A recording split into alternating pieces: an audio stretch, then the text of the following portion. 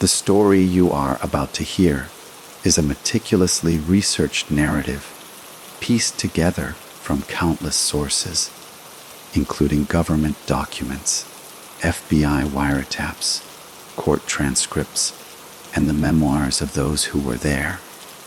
Its purpose is not to glorify a life of crime, but to present to you, the listener, a clear and factual account of one of the most powerful and shadowy figures in American organized crime.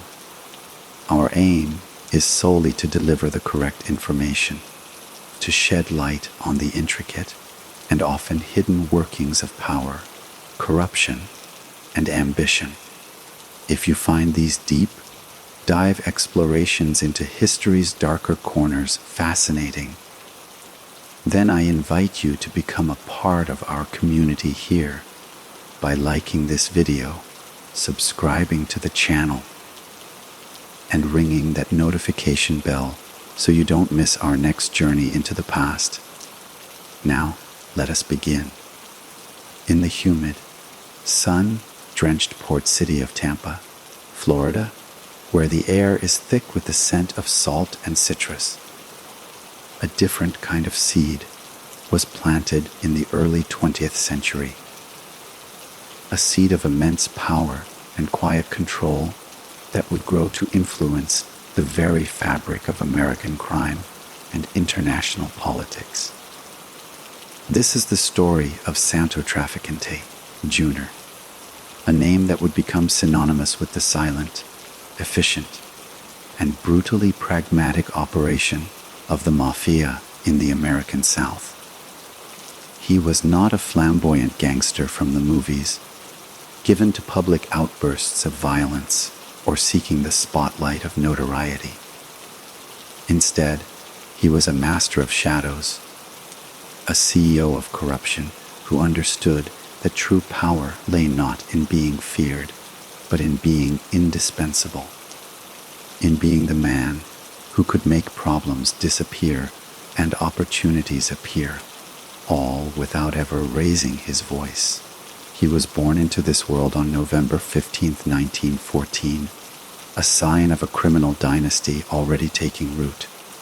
His father, Santo Trafficante Jr, was a formidable figure in his own right, a Sicilian immigrant who had carved out a significant domain in Tampa's underworld, which was then known as the Devil's Triangle, a hotbed of bootlegging, bolita gambling, and violence. From his earliest days, Junior was not merely an observer, but a student apprenticing under a master. He learned the family business not from a textbook, but from the back rooms of social clubs and the whispered conversations that held more weight than any courtroom decree. He saw how his father built an empire on a simple, three-pronged foundation: control the vices that people crave, maintain a facade of legitimate business, and enforce your will with calculated, undeniable force. This was the world he inherited, a world where alliances were sealed with a handshake and betrayed with a bullet, and it was in this crucible that the young Santo Trafficante Jr. was forged.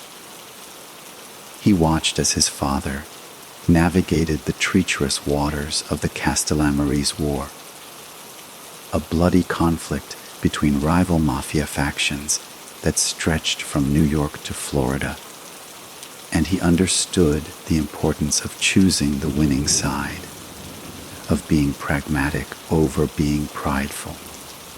This lesson in realpolitik would become the cornerstone of his entire philosophy. When his father died in 1954 from natural causes, a rare feat for a man of his stature, the mantle of power did not so much fall upon Junior as it was seamlessly absorbed. There was no messy succession war, no challenge from rival factions. The transition was smooth, a testament to the respect he commanded and the fear his father's legacy still inspired. He was already the de facto boss, having managed the day-to-day operations for years, and his ascension was a mere formality, the changing of a name on a title deed to a vast, invisible empire. His domain was Florida, from the bustling streets of Miami to the port cities of the Gulf Coast. But his vision was hemispheric, and it was to the south, just 90 miles off the coast of Florida, in the vibrant, pulsating and wide-open island of Cuba, that Santo Trafficante Jr. would find his greatest opportunity and, ultimately, his most devastating downfall. Pre-revolutionary Cuba, under the corrupt and compliant rule of President Fulgencio Batista, was a paradise for American mobsters. It was a place where anything was for sale, and Trafficante, along with partners like Meyer Lansky, bought it all. He became the undisputed king of gambling in Havana, controlling a significant portion of the casinos, the hotels, the nightclubs, the Sans Souci, the Capri, the Deauville. These were not just venues for entertainment. They were engines of money laundering, printing presses for clean cash that would flow back to the United States to fuel the Commission's ambitions. He lived a life of immense power and luxury in Havana, a respected businessman by day and a criminal mastermind by night. His influence weaving through the very core of the Cuban economy and its corrupt government. He was at the absolute pinnacle of his power, a sovereign of sin in a sovereign nation, believing his empire was unshakable. But history has a way of interrupting even the most carefully laid plans, and the rumble of revolution, led by a bearded, idealistic guerrilla named Fidel Castro, was a storm that not even the great Santo Trafficante Jr. could bribe, intimidate, or control. The rumble of that revolution, initially a distant echo in the Sierra Maestra Mountains, grew steadily into an existential threat that would fundamentally dismantle Trafficante's Caribbean kingdom. For years, he and his associates had operated with the benevolent approval of the Batista regime, a government that understood the mutual benefits of their arrangement. The mob brought in American tourists and their dollars, and a significant portion of those dollars found their way into the pockets of crooked politicians and military officials, greasing the wheels of a deeply corrupt system. Trafficante was not just a foreign investor. He was a pillar of Batista's Cuba, his success intertwined with the survival of the dictatorship. He watched, initially with a sense of detached annoyance, as Castro's 26th of July movement gained momentum, believing perhaps that this, too, was a problem that could be solved with enough money or a well-placed bullet. But this was a different kind of war, a populist uprising that could not be bought off. The final days of Batista's rule in late 1958 were a frantic, chaotic scramble, as the dictator and his inner circle looted the national treasury and fled to the Dominican Republic on New Year's Eve. Trafficante and his fellow mobsters were left exposed, their assets and their very lives in peril. On January 1, 1959, Castro's bearded rebels rolled into Havana, not as conquerors in the traditional sense, but as Puritans. They saw the glittering casinos, the opulent hotels, the sex shows, and the pervasive gambling as the ultimate symbols of American imperialism and the moral decay of the Batista era. For Trafficante, it was a financial cataclysm. In one fell swoop, his multi-million-dollar empire was nationalized, seized by the new government without compensation. He was not merely a businessman who had suffered a loss. He was an archetype of the very evil the revolution had sworn to eradicate.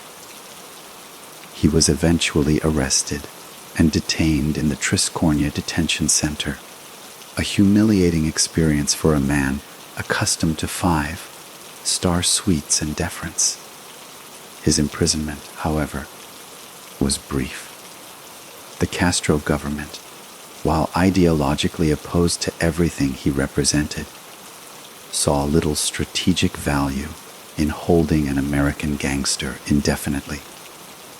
His release and deportation back to the United States was a calculated move, a way to rid the island of a symbol without creating an international incident.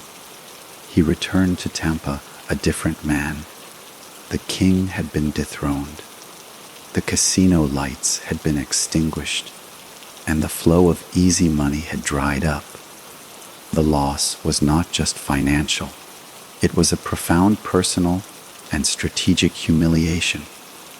The world he had so carefully built, a world where his word was law, had been swept away by the tide of history. And it was from the ashes of this humiliation that a new, even more dangerous chapter of his life would begin. One that would see him transition from a mere mob boss to a potential instrument of American foreign policy.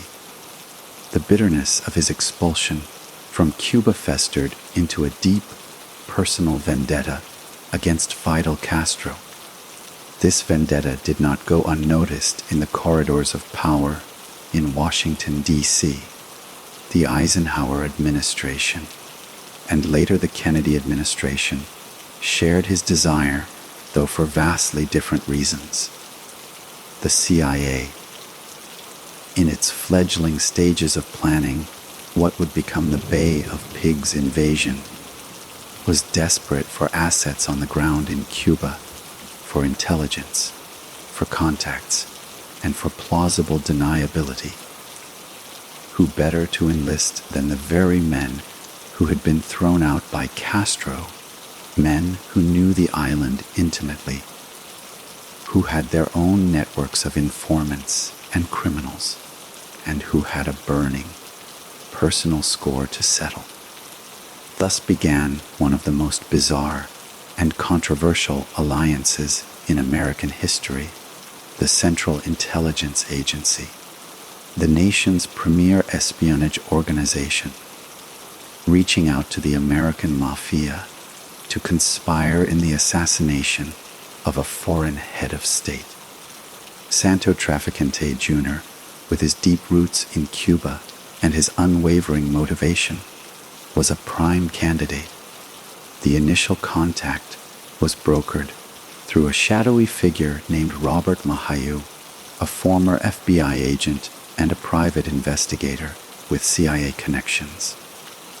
Mahayu reached out to another mobster with Cuban interests, Johnny Roselli, who in turn brought Trafficante into the plot.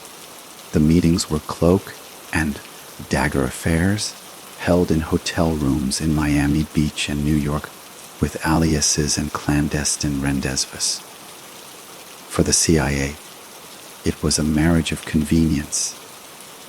They needed Trafficante's knowledge and his alleged contacts within Cuba who could get close to Castro. For Trafficante, it was an opportunity for vengeance and perhaps the restoration of his lost paradise. If Castro fell, who would be better positioned to reclaim the casinos and the narcotics routes than the man who had controlled them before? The plots they devised were as outlandish as the alliance itself, reading like pages from a spy thriller. There was talk of poisoning Castro's food or his beloved cigars with botulinum toxin, a potent and fast-acting biological agent. Pills were supplied by the CIA, handed over in a Miami hotel room with the grim understanding of their purpose. There was a scheme involving a contaminated diving suit, a supposed gift that would expose Castro to a deadly fungus through his skin. Another plan involved rigging an exotic seashell with explosives to be placed in an area where Castro was known to snorkel. Trafficante, through his contacts, allegedly attempted to recruit waiters and other service staff in Castro's inner circle to carry out these poisonings. Yet, despite the planning, the resources, and the sheer motivation, every single attempt failed. The pills were never administered, the diving suit was never delivered, the seashell was never planted. Some historians believe the attempts were genuine, but foiled by Castro's formidable security apparatus, led by the ruthless Che Guevara. Others posit a more cynical theory, that Trafficante and Roselli were simply playing the CIA, stringing them along for payments, while having no real intention of killing the Cuban leader.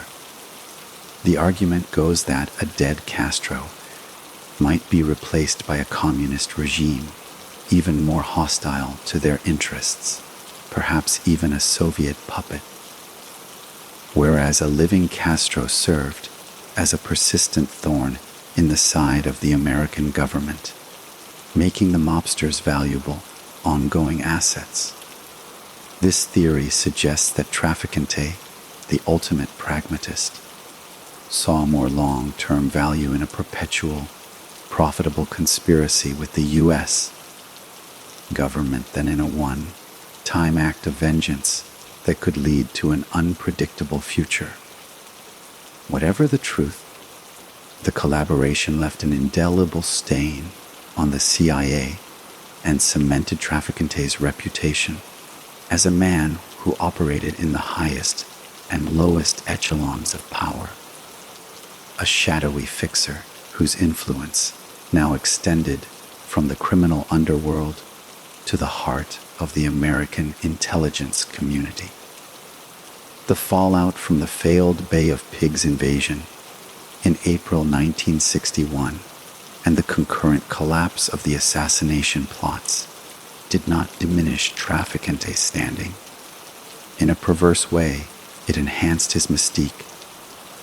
He had proven to the underworld and to himself that he was not just a regional boss, but a player on the global stage, a man whom the United States government had deemed necessary for its most sensitive and deniable operations. This unique position provided him with a layer of insulation, a kind of diplomatic immunity within the criminal world. While other bosses faced intense scrutiny from the FBI, Trafficante's involvement with the CIA created a tangled web of conflicting interests within federal agencies. Files were compartmentalized, investigations were sometimes subtly steered away, as no one in Washington wanted the sordid details of their alliance with the mob to surface in a public courtroom. This protective shadow allowed Trafficante to quietly rebuild his empire, not in the flashy casinos of Havana, but in the more mundane, yet incredibly lucrative, soil of Florida. He solidified his control over Tampa's bolita rackets, the numbers game that was a cornerstone of the working class communities, and expanded into more sophisticated ventures like loan sharking, labor racketeering in the port unions, and real estate fraud. He understood that the future of organized crime was in blending in, In becoming indistinguishable from the legitimate economy, he invested in laundry businesses, restaurants, and vending machine companies, not just to launder money, but to create a self-sustaining ecosystem where illicit cash could be cleaned and reinvested without ever attracting attention. His power was based on a network of fear and favor, a system where loyalty was rewarded with immense profits and disloyalty was met with swift, silent, and final retribution. He was a ghost, a rumor, a name whispered by police chiefs and politicians who knew that crossing him could mean the end of a career, or worse. This period also saw his deepening involvement in what would become the most profitable criminal enterprise of the late 20th century, narcotics. While the public mythos of the Mafia, perpetuated by the Commission in New York, was a supposed ban on drug trafficking, the reality was far different. The ban was a public relations stunt, a way to avoid the harsh federal penalties that came with drug convictions. In private, the smartest bosses, including Trafficante, recognized the immense potential of heroin and cocaine. His existing networks, perfected during the Havana days, were perfectly suited for international drug smuggling. The ports of Tampa and Miami became critical entry points, and his connections with Corsican and Sicilian drug lords, many of whom he had known from his time in Cuba, gave him a direct pipeline to the laboratories of Marseille and the poppy fields of Southeast Asia. He became a master facilitator, the American end of a global supply chain. He rarely touched the drugs himself. His role was to provide safe passage, to arrange for distribution through his network of affiliated families, and to ensure that the immense profits were seamlessly integrated into the financial system. This low-profile approach kept him off the front pages, but it made him one of the wealthiest and most powerful crime lords in the nation, a silent partner in the burgeoning American drug trade. However, the very secrecy that protected him also made him a target for a new generation of law enforcement, one less interested in street-level arrests and more focused on following the money. The establishment of the Federal Witness Protection Program in 1970 and the passage of the Racketeer Influenced and Corrupt Organizations Act, the Recho statute changed the game entirely. For the first time, prosecutors could attack the entire structure of a criminal enterprise, not just individual crimes. The walls began to close in during the 1970s, not from a direct investigation into trafficante, but from the unraveling of his network. Key associates, facing life in prison under Recho, began to consider the unthinkable, breaking the sacred oath of Omert. The first major crack came from an unexpected direction. The government's investigation into the assassination of President John F. Kennedy. The House Select Committee on Assassinations in the late 1970s began to delve into the possible involvement of organized crime, given the Kennedy administration's intense, almost personal, war against the mob, led by the president's brother, Attorney General Robert Kennedy. Trafficante's name surfaced repeatedly, linked to rumors and speculative theories. While no credible evidence ever placed him at the center of a conspiracy, the intense scrutiny was a new and uncomfortable experience.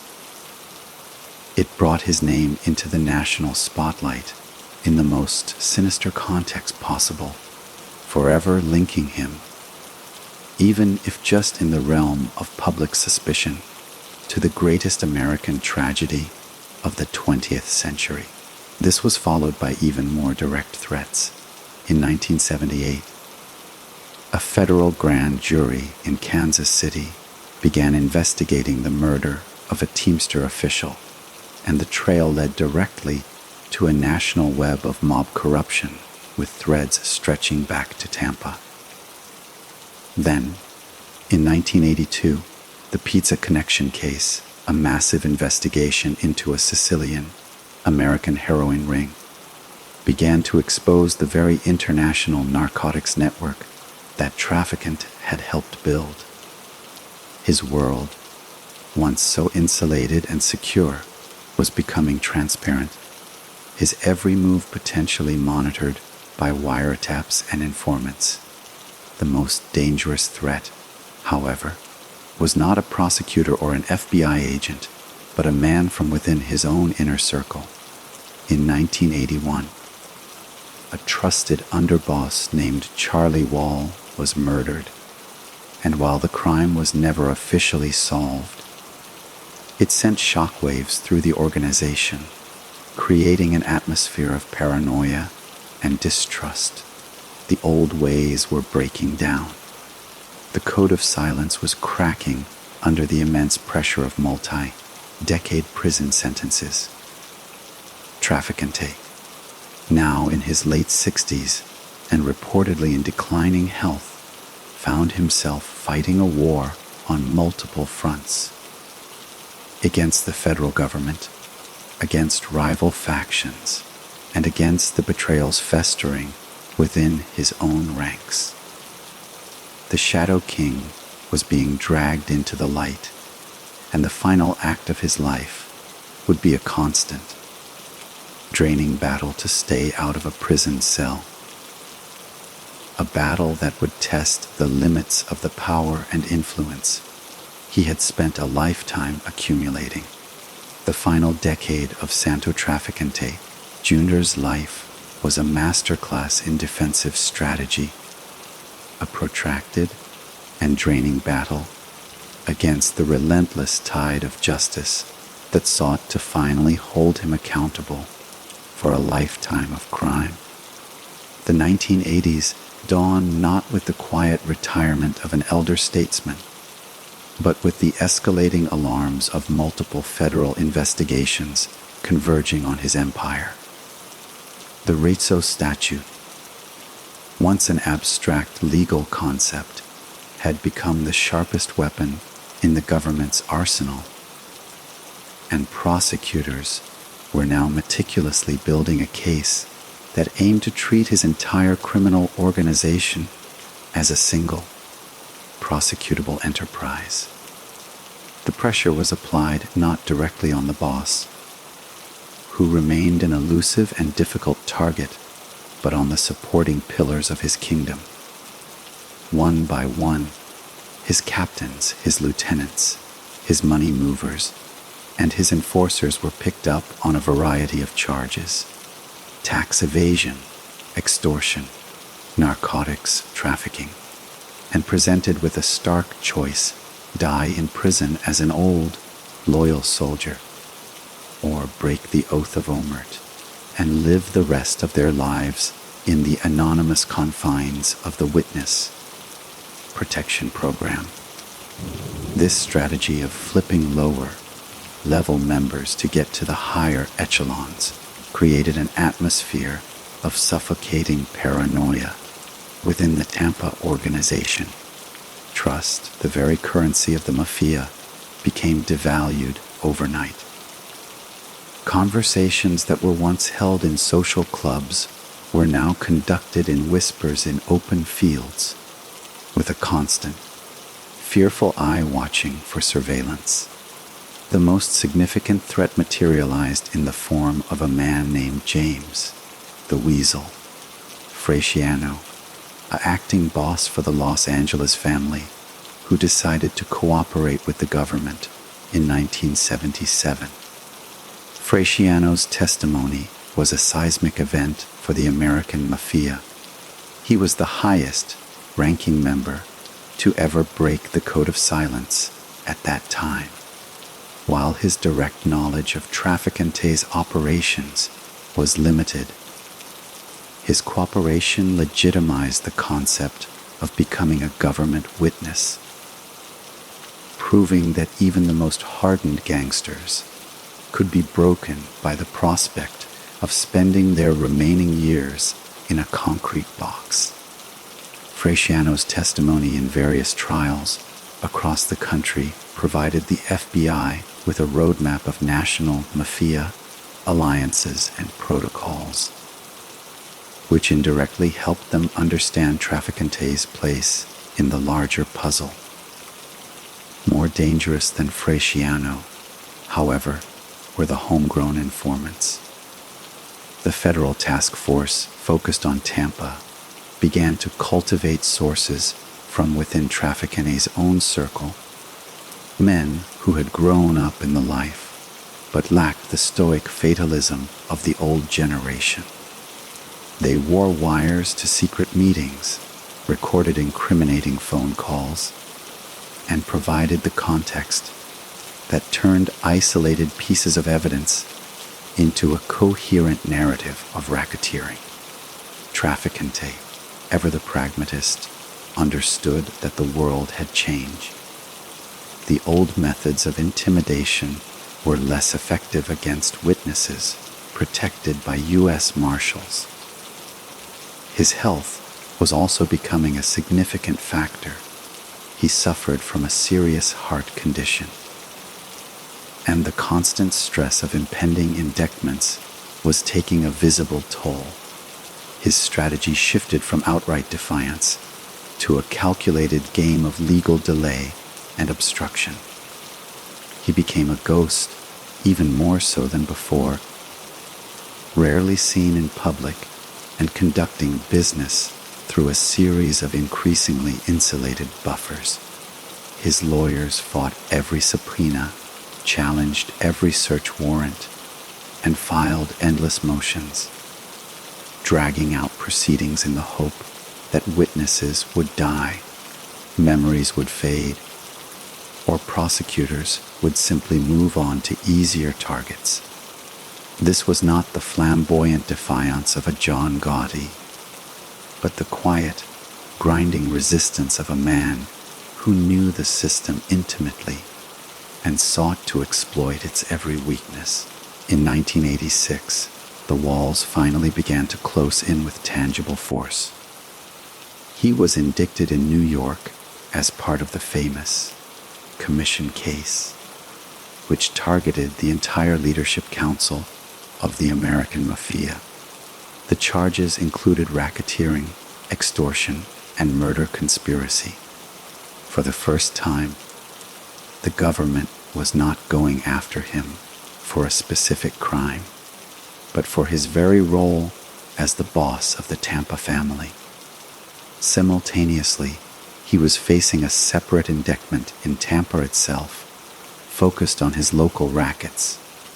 The legal battles became all-consuming.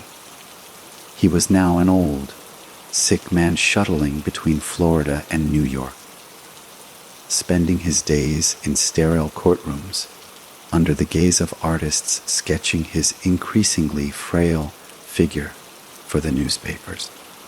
The image was a powerful one, the once untouchable Shadow King, now trapped in the one place he had spent his entire life avoiding, the American judicial system. The trials were a spectacle, a parade of former associates, now turned government witnesses, taking the stand to detail the inner workings of his empire.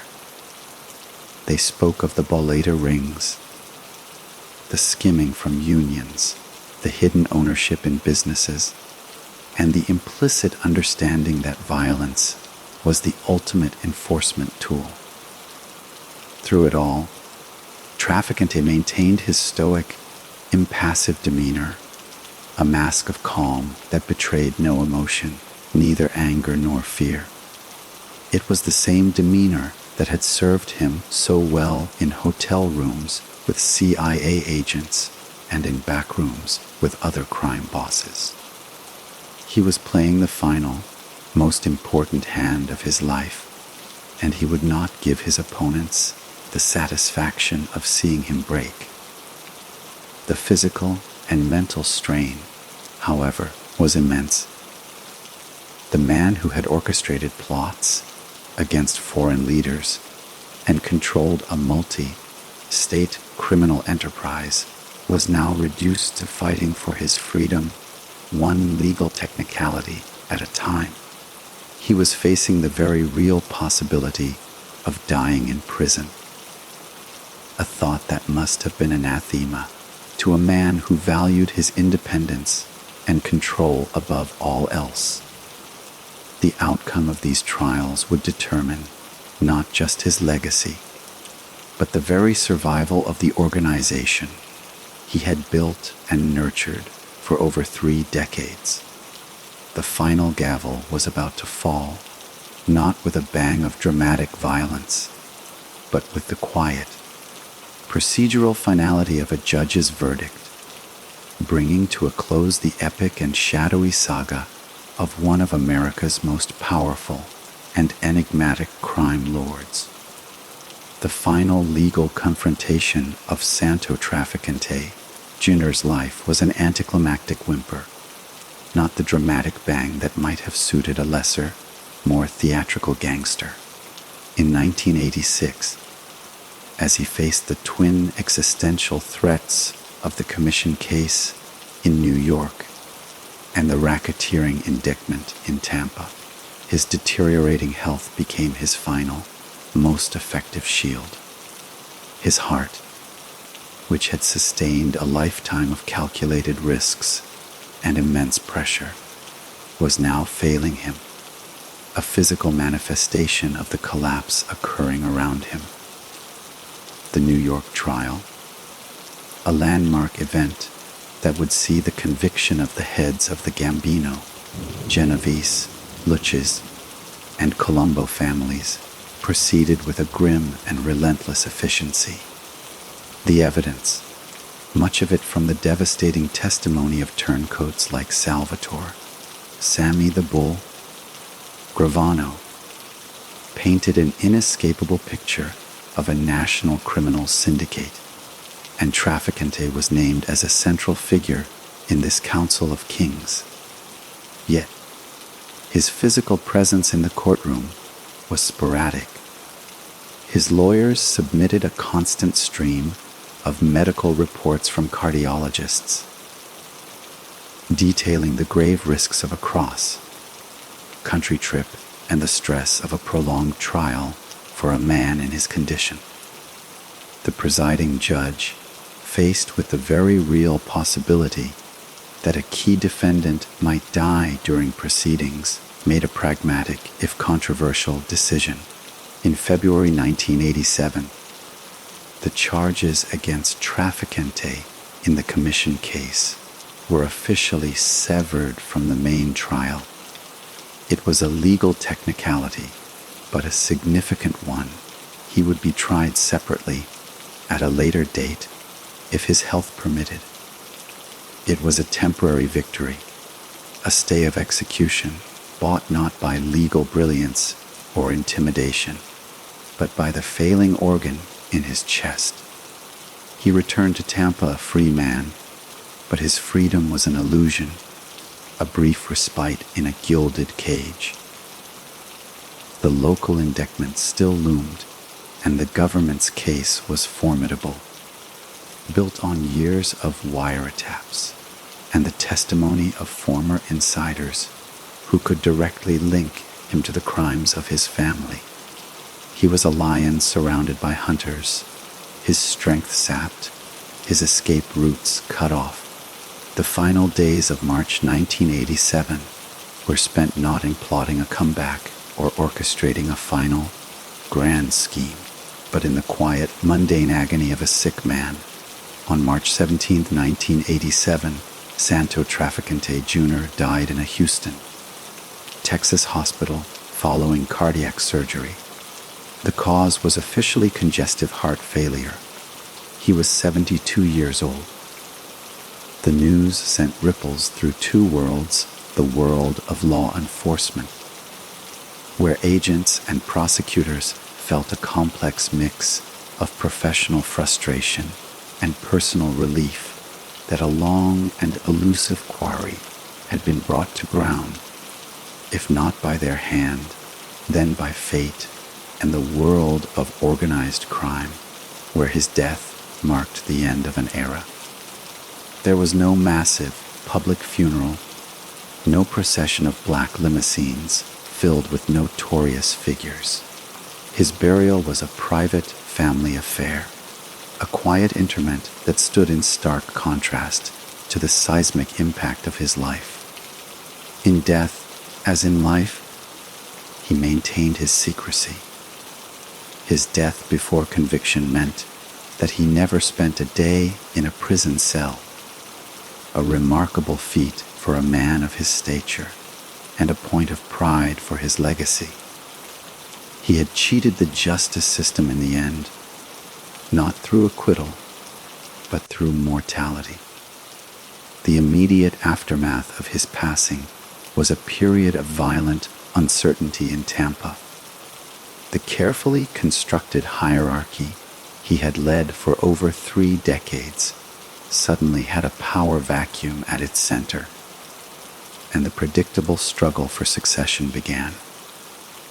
Without his steady, calculating hand to mediate disputes, the organization fractured, old rivalries resurfaced, and a brief but bloody war erupted on the streets of Liber City and throughout Tampa, as ambitious underlings and rival factions jockeyed for control of the lucrative bolita, loan sharking, and drug operations.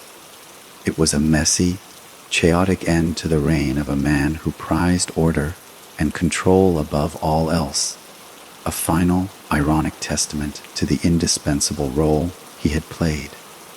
Within a few years, the Santo Trafficante crime family, as a cohesive and powerful entity, was effectively dismantled.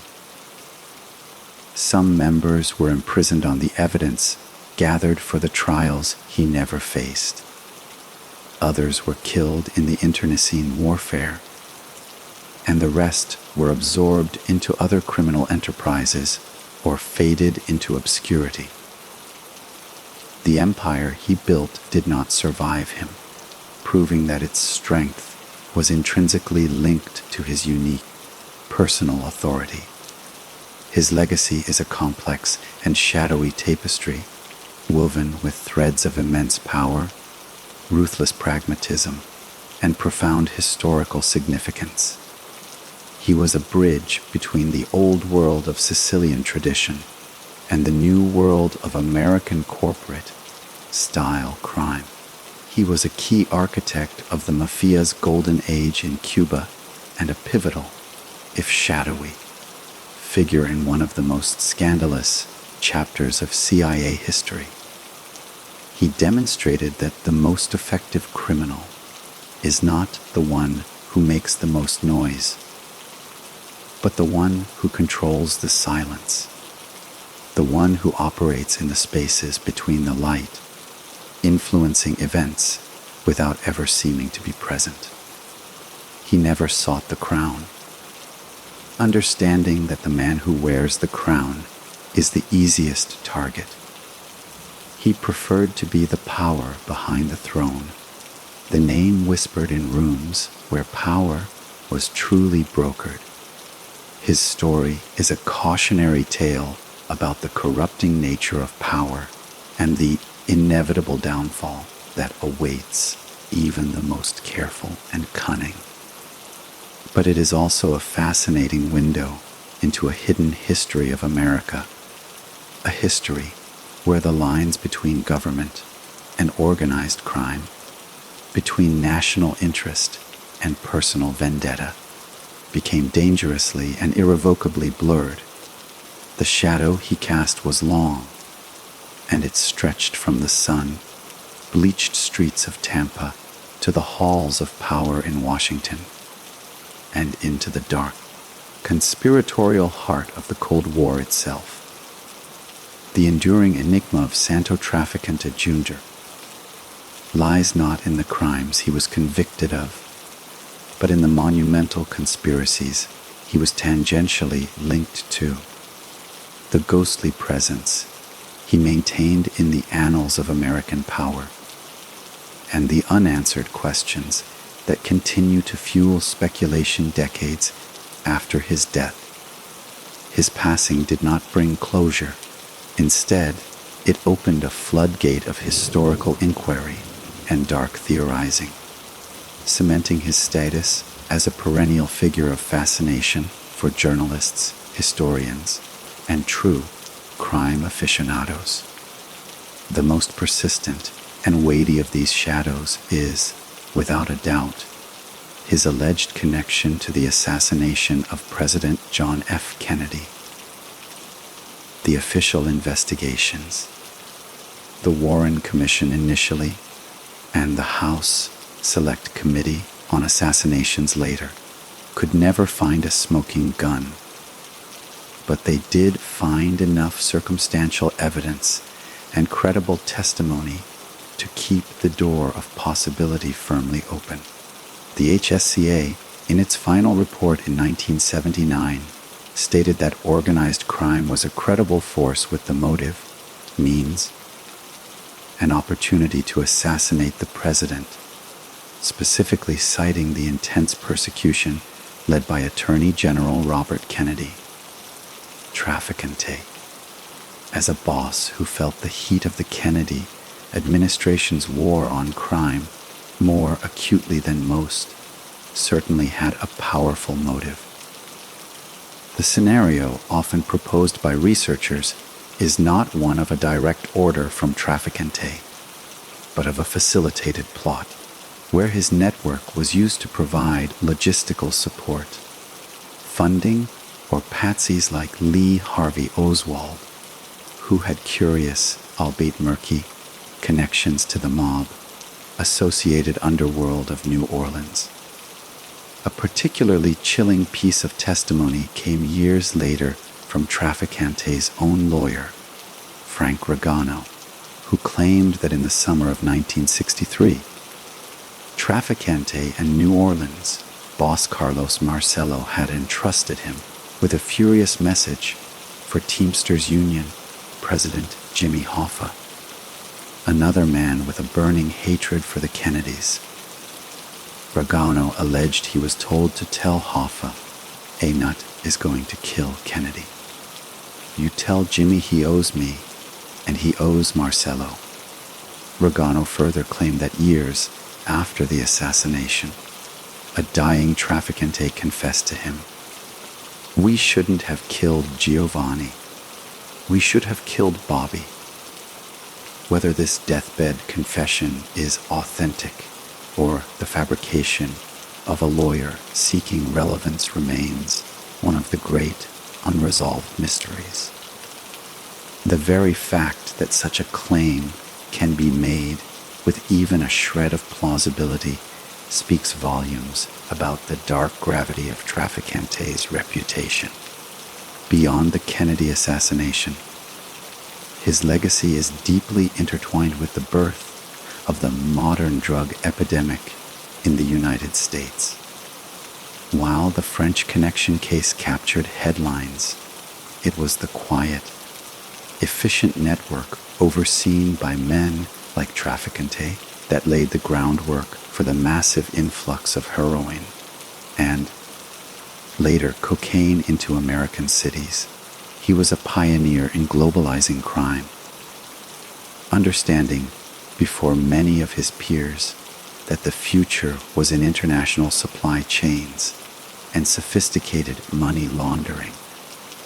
His operations served as a blueprint for the Colombian cartels that would rise to prominence in the 1980s, demonstrating how a port city could be used as a strategic hub for narcotics distribution across an entire continent.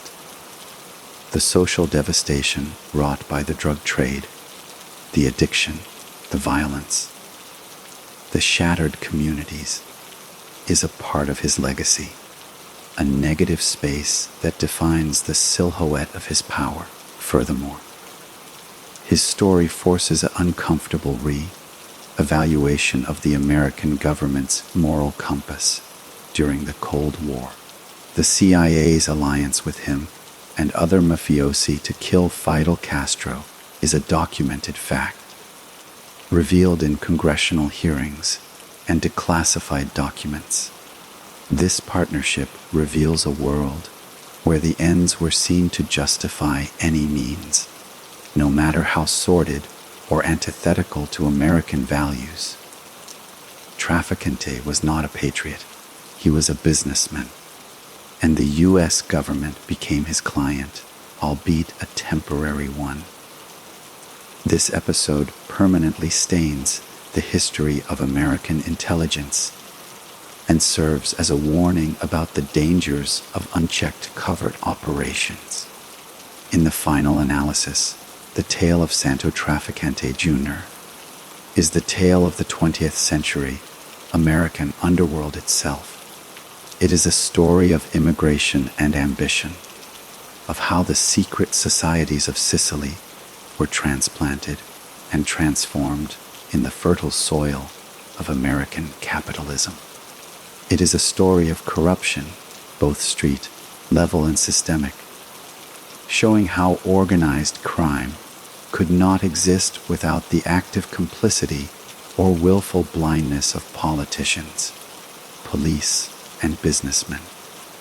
And ultimately, it is a story of inevitable decline, not through a dramatic shootout, but through the slow, grinding process of federal laws like Requiem, which methodically dismantled the structures these men had spent a lifetime building. He was the last of a certain kind of godfather, patient, global in his outlook, and preternaturally discreet. His life demonstrates that the most powerful criminals are often those whose names are unknown to the public, the men who manipulate the strings from the darkness, leaving only a trail of whispers, suspicions, and a legacy of violence and corruption that long outlives them. He was a sovereign of a hidden America, and his kingdom, though now vanished, once cast a very long and very dark shadow. To truly understand the monumental figure of Santo Trafficante Jr., one must venture beyond the specific crimes and conspiracies and delve into the very philosophy of power that he embodied, a philosophy that distinguished him from his more volatile contemporaries and granted him an unprecedented longevity in a profession where life expectancy was notoriously short.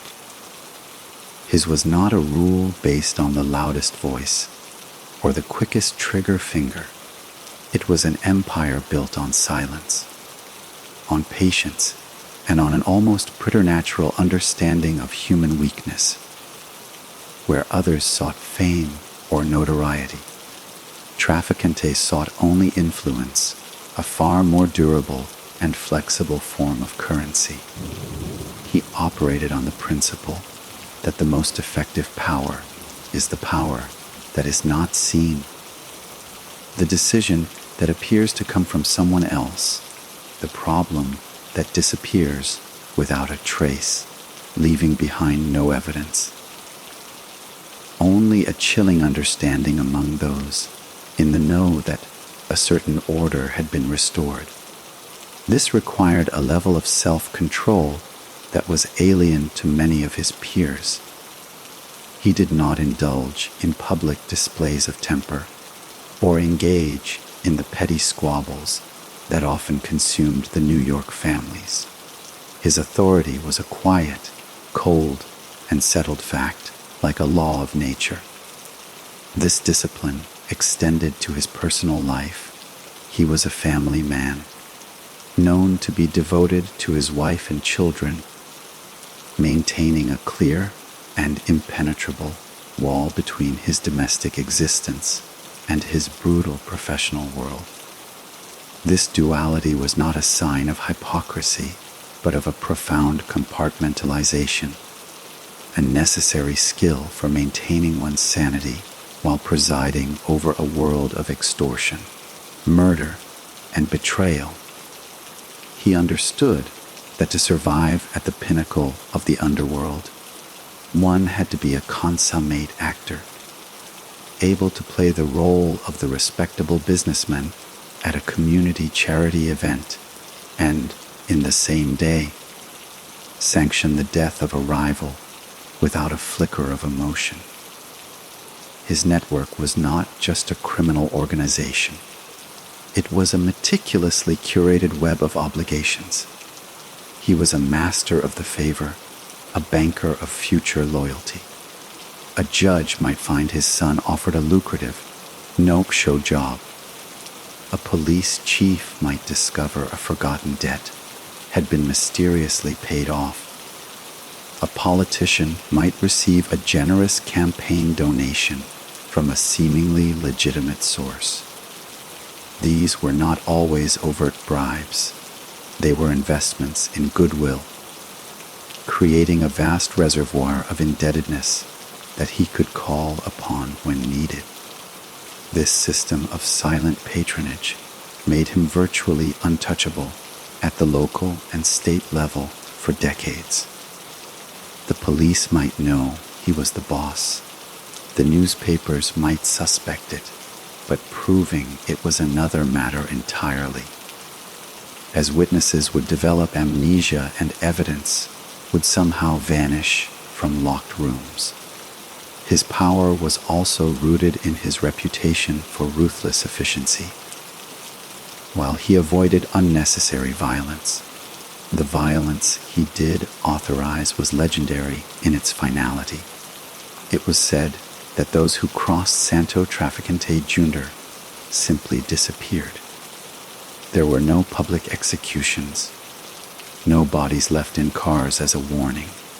People vanished, often without a trace, their fates becoming grim folktales that served to enforce order more effectively than any dozen gangland shootings. This reputation was his armor.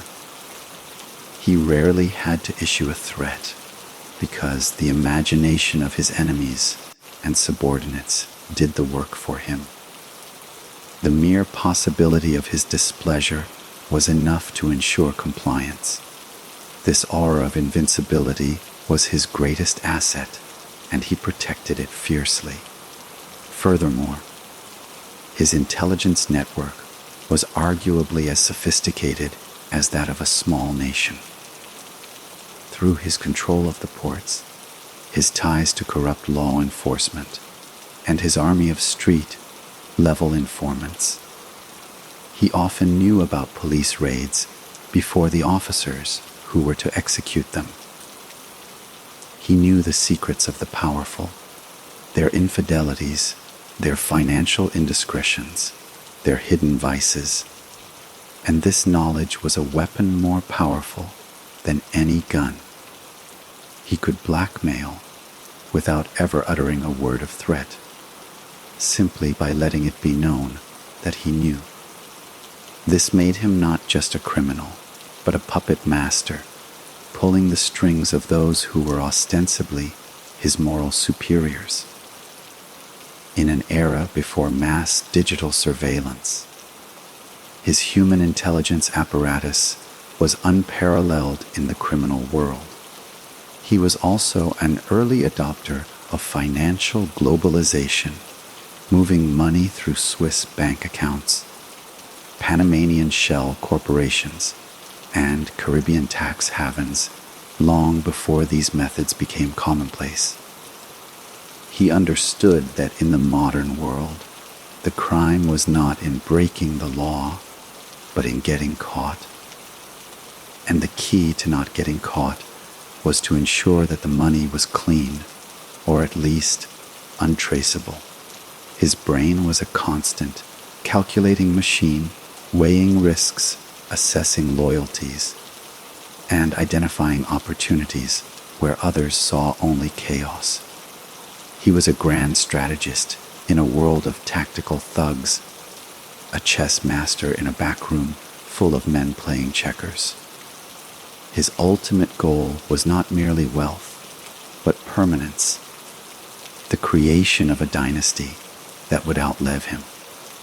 And while that dynastic dream ultimately failed with the fracturing of his family after his death, his personal reign stands as a masterwork of criminal governance, a 40-year lesson in how to rule from the shadows, a testament to the terrifying power of a man who understood that true control is not about forcing people to do what you want, but about making them want what you want, all while believing it was their idea all along. He was the invisible hand of the market, applied to the underworld, and his touch, though never seen, shaped the destinies of countless lives and the history of a nation.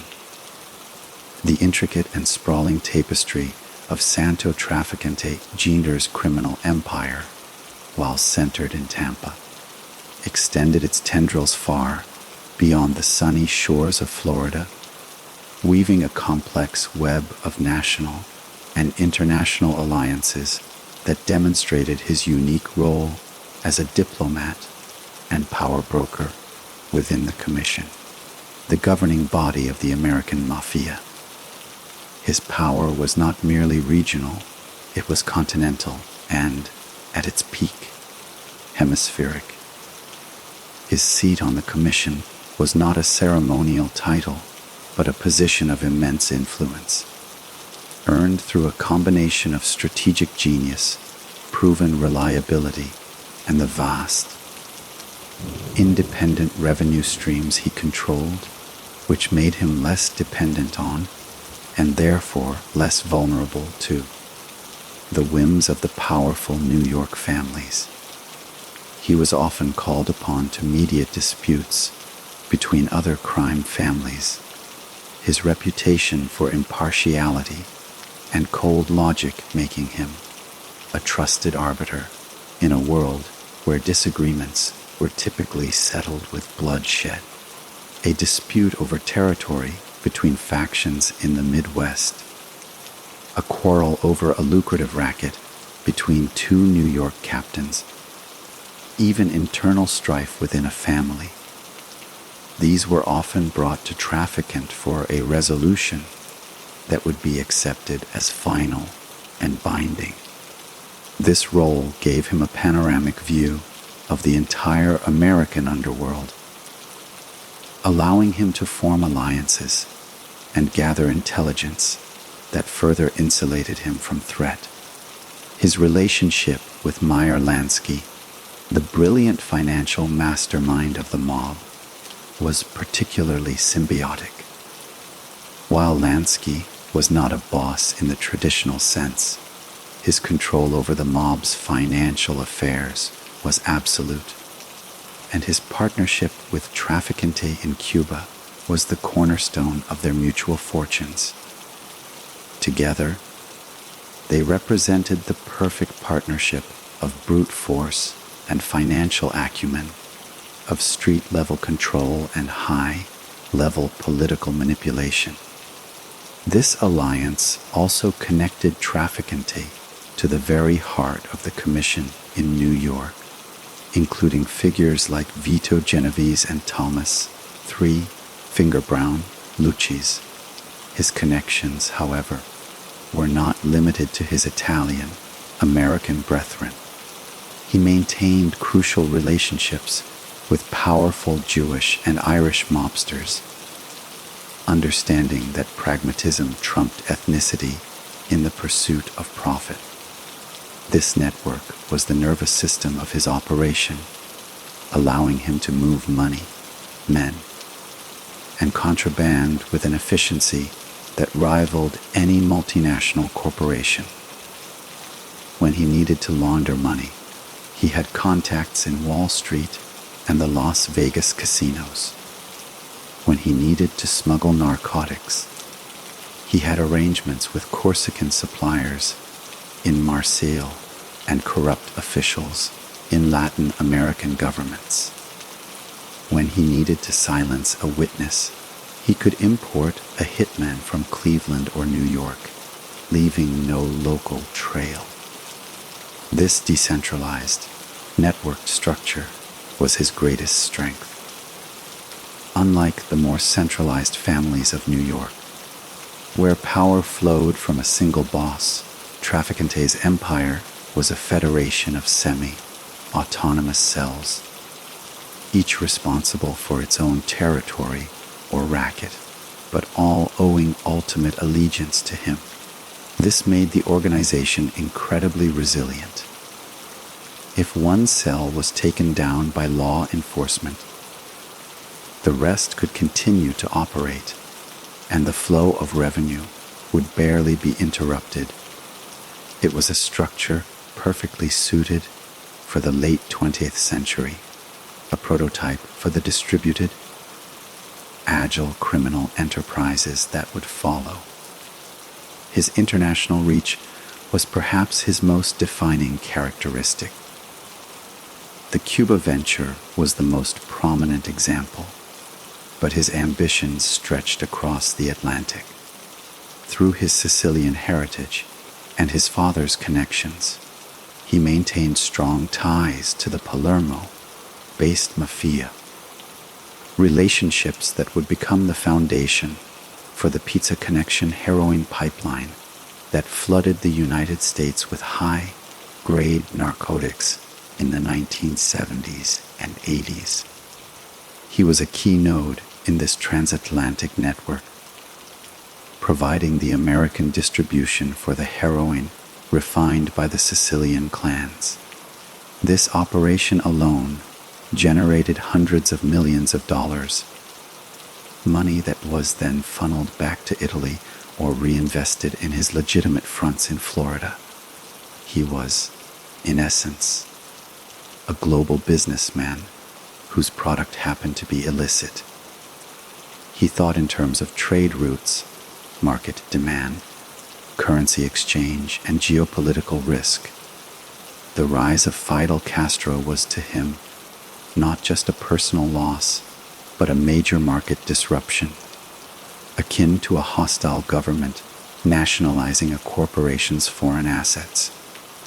His collaboration with the CIA was, from this perspective, a strategic attempt to reopen a closed market, to destabilize a hostile regime and restore favorable business conditions. This global perspective made him an invaluable asset to the Commission, as he was their window to the world beyond American shores, their ambassador to the criminal syndicates of Europe and Latin America. He was the living proof that the Mafia was not just an American problem, but a global network, and he was one of its most sophisticated and well-connected CEOs. This vast, interconnected web of alliances and operations is what made him so elusive to law enforcement for so long. They could see the local manifestations of his power. The Bolita banker arrested in Ybor City, the union official caught taking a bribe, but piecing together the entire mosaic, understanding how a small time arrest in Tampa was connected to a heroin seizure in New York or a money laundering operation in Switzerland, was a Herculean task that took decades and a revolution in federal law to accomplish. He was not just a gangster. He was the central switchboard in a worldwide criminal communications network. And it was this role, more than any other, that secured his legend and his power for over 4 decades. The downfall of an empire as vast and intricately constructed as Santo Trafficante Jr. could never be the result of a single, catastrophic event, but was instead a slow and relentless erosion, a death by 1,000 cuts inflicted by a changing world, and a federal government that was finally adapting its tools to combat this deeply entrenched threat. The first and most significant crack in the foundation was not a legal one, but a technological and societal shift. The decline of the very neighborhoods that had nurtured his power. The tight-knit, insular communities of Ybor City and West Tampa, where Sicilian was spoken in the streets and a culture of silence was woven into the social fabric, began to disperse and assimilate. The younger generations, beneficiaries of American education and opportunity, were less inclined to follow in the footsteps of their forebears into the Bolita rackets or the extortion schemes. They moved to the suburbs, pursued legitimate careers, and the pool of willing recruits for the Trafficante organization slowly dried up. The old world fear and loyalty that had been the lifeblood of the Mafia were diluted by post-war American prosperity and a growing awareness of the harsh realities of a life of crime. This cultural shift meant that the organization was no longer replenishing itself with loyal, vetted soldiers, but was instead having to rely on outsiders and mercenaries whose allegiances were to money, not to tradition, making them far more likely to cooperate with the government when faced with prison time. Simultaneously, the nature of law enforcement was undergoing a revolution. The creation of the Federal Witness Protection Program in 1970 as part of the Organized Crime Control Act was a psychological atom bomb dropped on the heart of Omert. For the first time, a made man facing a long prison sentence had a viable, state-sanctioned alternative to silence. He could talk, provide evidence against his bosses, and then disappear with his family into a new life, safe from the mob's vengeance. This program single-handedly dismantled the myth of invincibility that bosses like Trafficante had cultivated. The code of silence, which was always more ideal than practice, became a negotiable commodity. The dam began to break with figures like Joseph Valachi in the 1960s, but by the 1980s, it was a flood, with high-ranking members like Jimmy Frasciano and eventually Sammy, the Bull, Gravano proving that no one was safe from the testimony of a former friend. This was compounded by the electronic surveillance revolution. The FBI's ability to plant listening devices in social clubs, cars, and even homes provided prosecutors with an unimpeachable witness that never lied and never recanted. The defendant's own voice. For a man like Trafficante, who was so careful with his words, the threat was ever present. Conversations that once required a face-to-face meeting in a soundproofed back room could now be captured from a device hidden in a lampshade across the street. The world was becoming a smaller, more transparent place, and the shadows in which he operated were being systematically illuminated by the harsh light of federal scrutiny.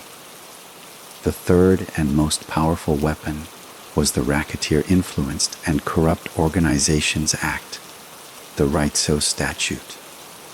Before RISO, prosecutors were like fishermen trying to drain a lake by catching one fish at a time. They could arrest a soldier for murder, a captain for extortion, a money mover for tax evasion, but they could never truly attack the criminal enterprise itself.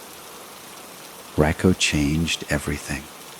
It allowed the government to prosecute the entire organization as a continuing criminal enterprise. Under RICO, a boss like Trafficante could be held responsible for crimes that he ordered but did not personally commit, for the actions of his subordinates carried out years apart, all woven together to prove a pattern of racketeering. The penalties were devastating: long prison sentences and the forfeiture of all assets connected to the criminal enterprise. This meant that not only could Trafficant go to prison for the rest of his life, but the government could seize his homes, his businesses, his bank accounts, everything he had spent a lifetime accumulating. RICO turned the mob's greatest strength, its hierarchical, corporate structure, into its greatest vulnerability. The federal task forces, now armed with these powerful new tools, began a multi-pronged assault on the Tampa family. They didn't just target Trafficante, they targeted his entire infrastructure. They flipped his accountants. They indicted his union contacts. They pressured his street-level operatives. They built cases from the bottom up, creating an inescapable pyramid of evidence that pointed directly to the top. The pressure was immense and unrelenting. The indictments in the commission case and the parallel Tampa racketeering case were the culmination of this decades-long effort. They represented the full force of the modern American justice system, finally being brought to bear on a man who had operated above it for so long. The legal battles that consumed his final years were a testament to this new reality. He was no longer fighting street-level thugs or corruptible local cops. He was fighting a determined, well-funded, and technologically sophisticated federal machine that had rewritten the rules of engagement specifically to destroy men like him. The empire, built on a foundation of shadowy tradition and localized corruption, was simply not designed to withstand this kind of sustained national assault. The world had changed, and Santo Trafficante Jr., for all his foresight and adaptability, was ultimately a king of a dying kingdom, watching from his throne as the walls of his fortress were systematically dismantled, brick by brick, by an enemy that had finally learned how to fight his war. The legacy of Santo Trafficante Jr. is not one of a statue in a park or a foundation that bears his name. It is a legacy written in the whispers of unresolved history, in the cold print of declassified documents, and in the enduring blueprint of sophisticated, corporate-style crime that continues to be studied and, in some cases, emulated. To assess his life is to grapple with the very nature of power in America, how it is acquired, how it is wielded in the shadows, and how its influence can persist long after the individual has passed from the scene. In the immediate aftermath of his death, his criminal empire, as a cohesive force, disintegrated. The violent power struggle that consumed Tampa's underworld in the late 1980s and early 1990s was a messy, chaotic epilogue to his reign of quiet order, proving that the organization was a personal fiefdom, not an institution capable of outliving its founder. Rival factions, some with ties to New York, others homegrown, battled for the scraps, and in the process, drew even more law enforcement attention, leading to a new wave of prosecutions that finished the job Trafficante's death had started. The bolita rackets were supplanted by state lotteries.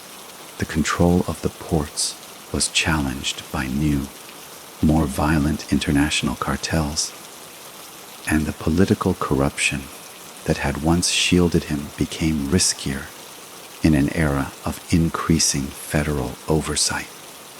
Yet, while the structure collapsed, the lessons of his career did not. His model of decentralized, network-based criminal enterprise, with its emphasis on legitimate fronts, international alliances, and money laundering, became the standard model for the global criminal organizations of the 21st century. The Colombian and Mexican cartels, the Russian Mafia, and various transnational syndicates all operate on principles that Trafficante helped pioneer: avoid the spotlight, corrupt the system, and think globally. His life is a case study in the limitations of traditional law enforcement and the necessity of tools like RICO, financial intelligence, to combat deeply entrenched criminal power. Furthermore, his story forces a permanent and uncomfortable question about the integrity of American institutions. The proven collaboration between the CIA and mafiosi, including Trafficante, in plots to assassinate Fidel Castro, remains a stark reminder that during the Cold War, the pursuit of national security objectives could lead agencies of the government into morally bankrupt and legally dubious partnerships with the very forces they were sworn to combat. This alliance permanently blurred the lines between patriot and criminal, and it provided Trafficante with a layer of protection and a sense of impunity that lasted for years. It is a chapter that continues to fuel skepticism and conspiracy theories, undermining public trust and serving as a cautionary tale about the dangers of unchecked covert power. The unanswered questions surrounding the assassination of President Kennedy and Trafficante's alleged, though unproven, role within the web of motive and opportunity ensure that his name will forever be linked to one of the most traumatic events in American history. This connection, however tenuous the evidence, has cemented his place in the dark mythology of the nation, a symbol of the hidden forces that may have shaped its destiny. On a human level, his life is a tragic story of wasted potential.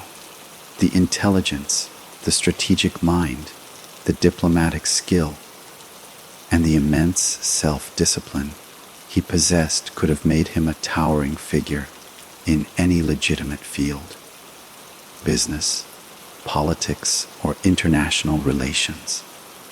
Instead, those talents were channeled into a world of violence, exploitation, and corruption, leaving behind a trail of human suffering, from the addicts on American streets to the victims of his organization's brutality.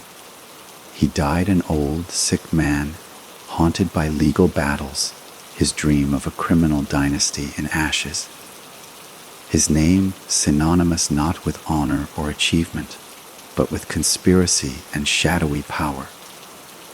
The silence he so cherished in life has been broken in death, not by the sound of gunfire, but by the relentless voices of historians, journalists, and prosecutors who have pieced together the story of his empire, ensuring that the Shadow King would ultimately be exposed to the light.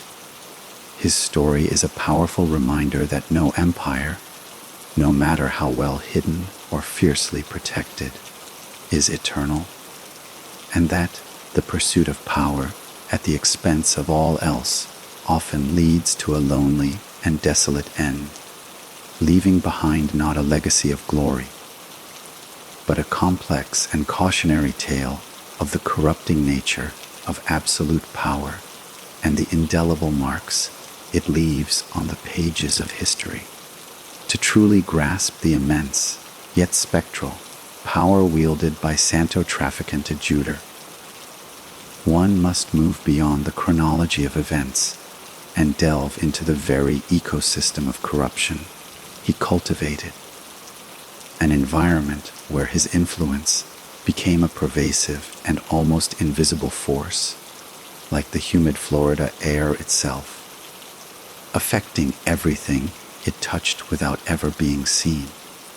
His empire was not a monolithic structure, but a symbiotic network, a dark mirror of a legitimate economy. And his genius lay in his ability to integrate his illicit operations so seamlessly into the daily life of Tampa and beyond that became almost indistinguishable from business as usual. At the most visible level were the rackets that preyed on human desire and desperation, the bolita games that offered a dream of escape to the working poor, the loan sharking that provided quick cash at a soul-crushing cost, the control over certain unions that allowed him to paralyze the city's vital port or construction industry with a single phone call. These were the street-level tentacles of his octopus, generating a constant, reliable flow of cash. But this cash was useless if it remained in duffel bags. It needed to be cleaned, legitimized, and put to work. This is where the second layer of his empire operated. He invested heavily in a portfolio of seemingly legitimate businesses: laundromats, bars, restaurants, vending machine companies, and later, more sophisticated ventures in real estate and finance. These businesses served a dual purpose. They were profitable in their own right, and they provided the perfect mechanism for laundering money.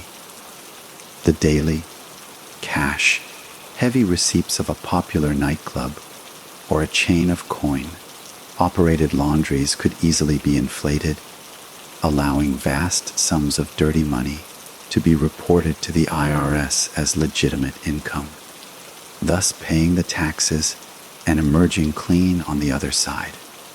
This process, which he perfected, was the financial lifeblood of his operation, allowing him to accumulate wealth and power on a scale that would have been impossible through crime alone. The third and most critical layer of his power was the web of corruption he spun within the official structures of society. This was not merely about bribing a beat cop to look the other way.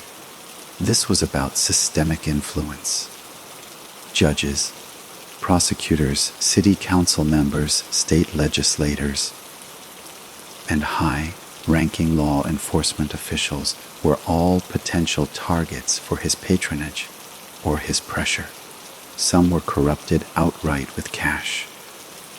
Others were ensnared more subtly through favors. A lucrative show job for a relative, a generous campaign contribution from a mysterious donor, the forgiveness of a gambling debt. And for those who were incorruptible, there was always the threat of exposure or intimidation. He cultivated an extensive intelligence network, often through his contacts in the police department itself, that fed him information about ongoing investigations, potential witnesses, and the personal vulnerabilities of those in power. This knowledge was a currency more valuable than cash. He could effectively neuter a police investigation before it even began by learning its scope and its targets. He could blackmail a politician without ever making a direct threat, simply by letting it be known that he was aware of an extramarital affair or a hidden financial transaction. This created a culture of fear and complicity that extended far beyond his immediate circle. People in positions of authority knew that crossing Santo Trafficante Jr. could mean the end of a career, the destruction of a reputation, or worse. This unspoken understanding granted him a form of immunity for decades. He was like a puppeteer, and the strings he pulled were attached to every level of Tampa's civic life. The city, for all intents and purposes, had two governments, the official one that met in City Hall, and the unofficial one that held court in the back rooms of his social clubs. This deep, systemic corruption was his ultimate defense and the source of his true power. It meant that law enforcement was often fighting with one hand tied behind its back, that witnesses would develop sudden amnesia, and that juries could be influenced. It was a system designed to be fail-safe, where even if one part of the machine was damaged, the rest would continue to function. This ecosystem allowed him to operate not as a fugitive hiding from the law, but as a parallel authority, a shadow mayor whose decrees were enforced with absolute certainty. He demonstrated that in the right conditions, a sophisticated criminal organization could not just evade the law, but could actually co-opt it, bending the institutions of justice to serve its own purposes. This is the most insidious aspect of his legacy, the proof that crime, when organized on a grand scale and backed by systemic corruption, can become a form of governance in itself, a dark alternative to the social contract, one built on fear, favor, and the ruthless exploitation of human weakness. The international dimension of Santo Trafficante Jr.'s criminal empire, particularly its deep and complex roots in the Caribbean and Latin America, represents a critical chapter, not only in his personal story, but in the broader history of American organized crime's globalization. While his base of power remained firmly anchored in Tampa, his vision and his operations stretched across a map of illicit opportunity, transforming him from a regional boss into a figure of hemispheric significance. His involvement in pre-revolutionary Cuba was, of course, the crown jewel of this international portfolio, but it was far from his only venture beyond American shores. The island of Cuba, under the corrupt and welcoming rule of Fulgencio Batista, was more than just a lucrative business opportunity. It was a laboratory for a new kind of transnational criminal enterprise. Alongside his partner Meyer Lansky, Trafficante didn't just own casinos. He helped architect a system where the entire Cuban economy, from its tourism to its political class, was intertwined with mob interests. The Tropicana, the Sans Souci, the Capri. These were not merely venues for gambling and entertainment. They were sophisticated money, laundering machines, and the epicenters of a vast web of corruption that reached the highest levels of the Batista government. This operation required a constant flow of capital, personnel, and contraband between Florida and Cuba, a logistical challenge that Trafficante mastered, turning the Florida Straits into his personal commercial canal. He developed relationships with Cuban officials, police chiefs, and business leaders, creating a network of complicity that ensured the smooth operation of his empire. This experience in Cuba was a masterclass in managing a foreign criminal subsidiary, a skill set that would prove invaluable in his later endeavors. When the Castro Revolution seized his assets and expelled him, it was a catastrophic financial blow, but it did not diminish his international ambitions. It merely redirected them. The loss of Cuba created a vacuum, and Trafficante, along with other mob leaders, began to seek new havens for their operations. His attention turned to other Caribbean nations and to the burgeoning narcotics trade. His established port operations in Tampa and Miami became critical nodes in a new global supply chain. He leveraged his old connections from the Havana days, Corsican smugglers, Sicilian drug lords, and corrupt Latin American officials to establish pipelines for heroin from Europe and later cocaine from South America. He understood that the geography of Florida made it the perfect gateway to the United States, and his control over the longshoremen's unions and his network of corrupt customs officials provided the necessary infrastructure for large-scale smuggling. This wasn't a street-level drug operation. It was a wholesale import-export business. His role was often that of a facilitator and financier, providing the safe passage, the distribution network, and the financial laundering services for international syndicates. This elevated him above the violent fray of street dealing and placed him in the rarefied air of international high finance, albeit of the illicit kind. His involvement with the CIA in the plots to assassinate Fidel Castro must also be viewed through this international lens. While personal vengeance was certainly a motive, the restoration of his Cuban empire was the ultimate strategic prize. Eliminating Castro was not just about patriotism or even petty revenge. It was about reopening the most profitable market he had ever known. His willingness to collaborate with the U.S. government demonstrated a breathtaking level of pragmatism and a clear-eyed understanding of how to leverage his unique assets. His contacts inside Cuba and his ruthless reputation to achieve a goal that served both national and personal interests. This episode blurred the lines between crime and national security in an unprecedented way, showing that in the shadowy world of Cold War covert operations, a mob boss could be recast as a strategic asset. Furthermore, his Sicilian heritage provided him with an unassailable entry into the European underworld.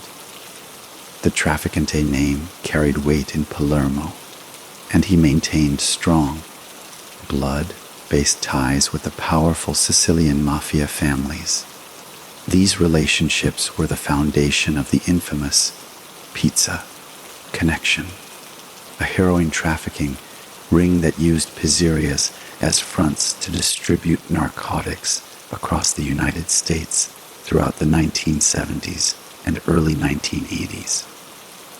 Trafficante's organization was the American end of this pipeline, responsible for receiving the heroin shipments arriving through the ports he controlled and distributing the product through his national network. This operation alone generated hundreds of millions of dollars, cementing his status as one of the most financially powerful crime lords in America and solidifying his role as a key bridge between the old world and the new.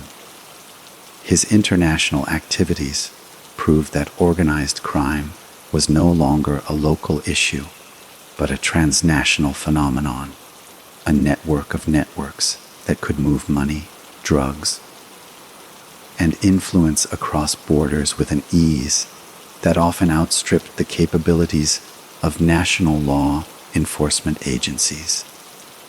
He was a pioneer of this globalized criminality, a man who thought in terms of trade routes and international markets long before such concepts became commonplace in the legitimate business world.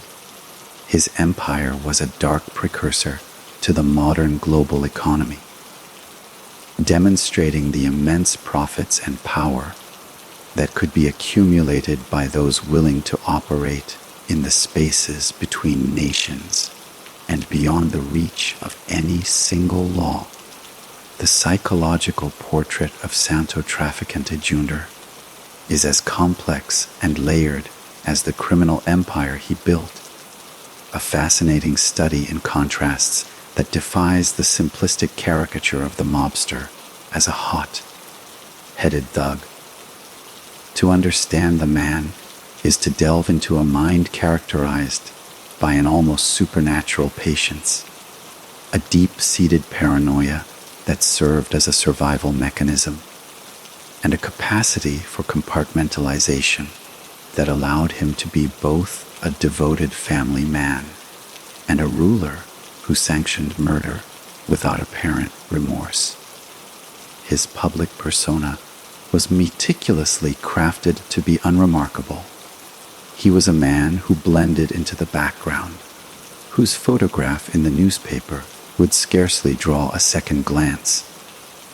He avoided flashy suits, loud conversations, and public displays of wealth or affection. This was not a sign of timidity, but of a supreme strategic intelligence.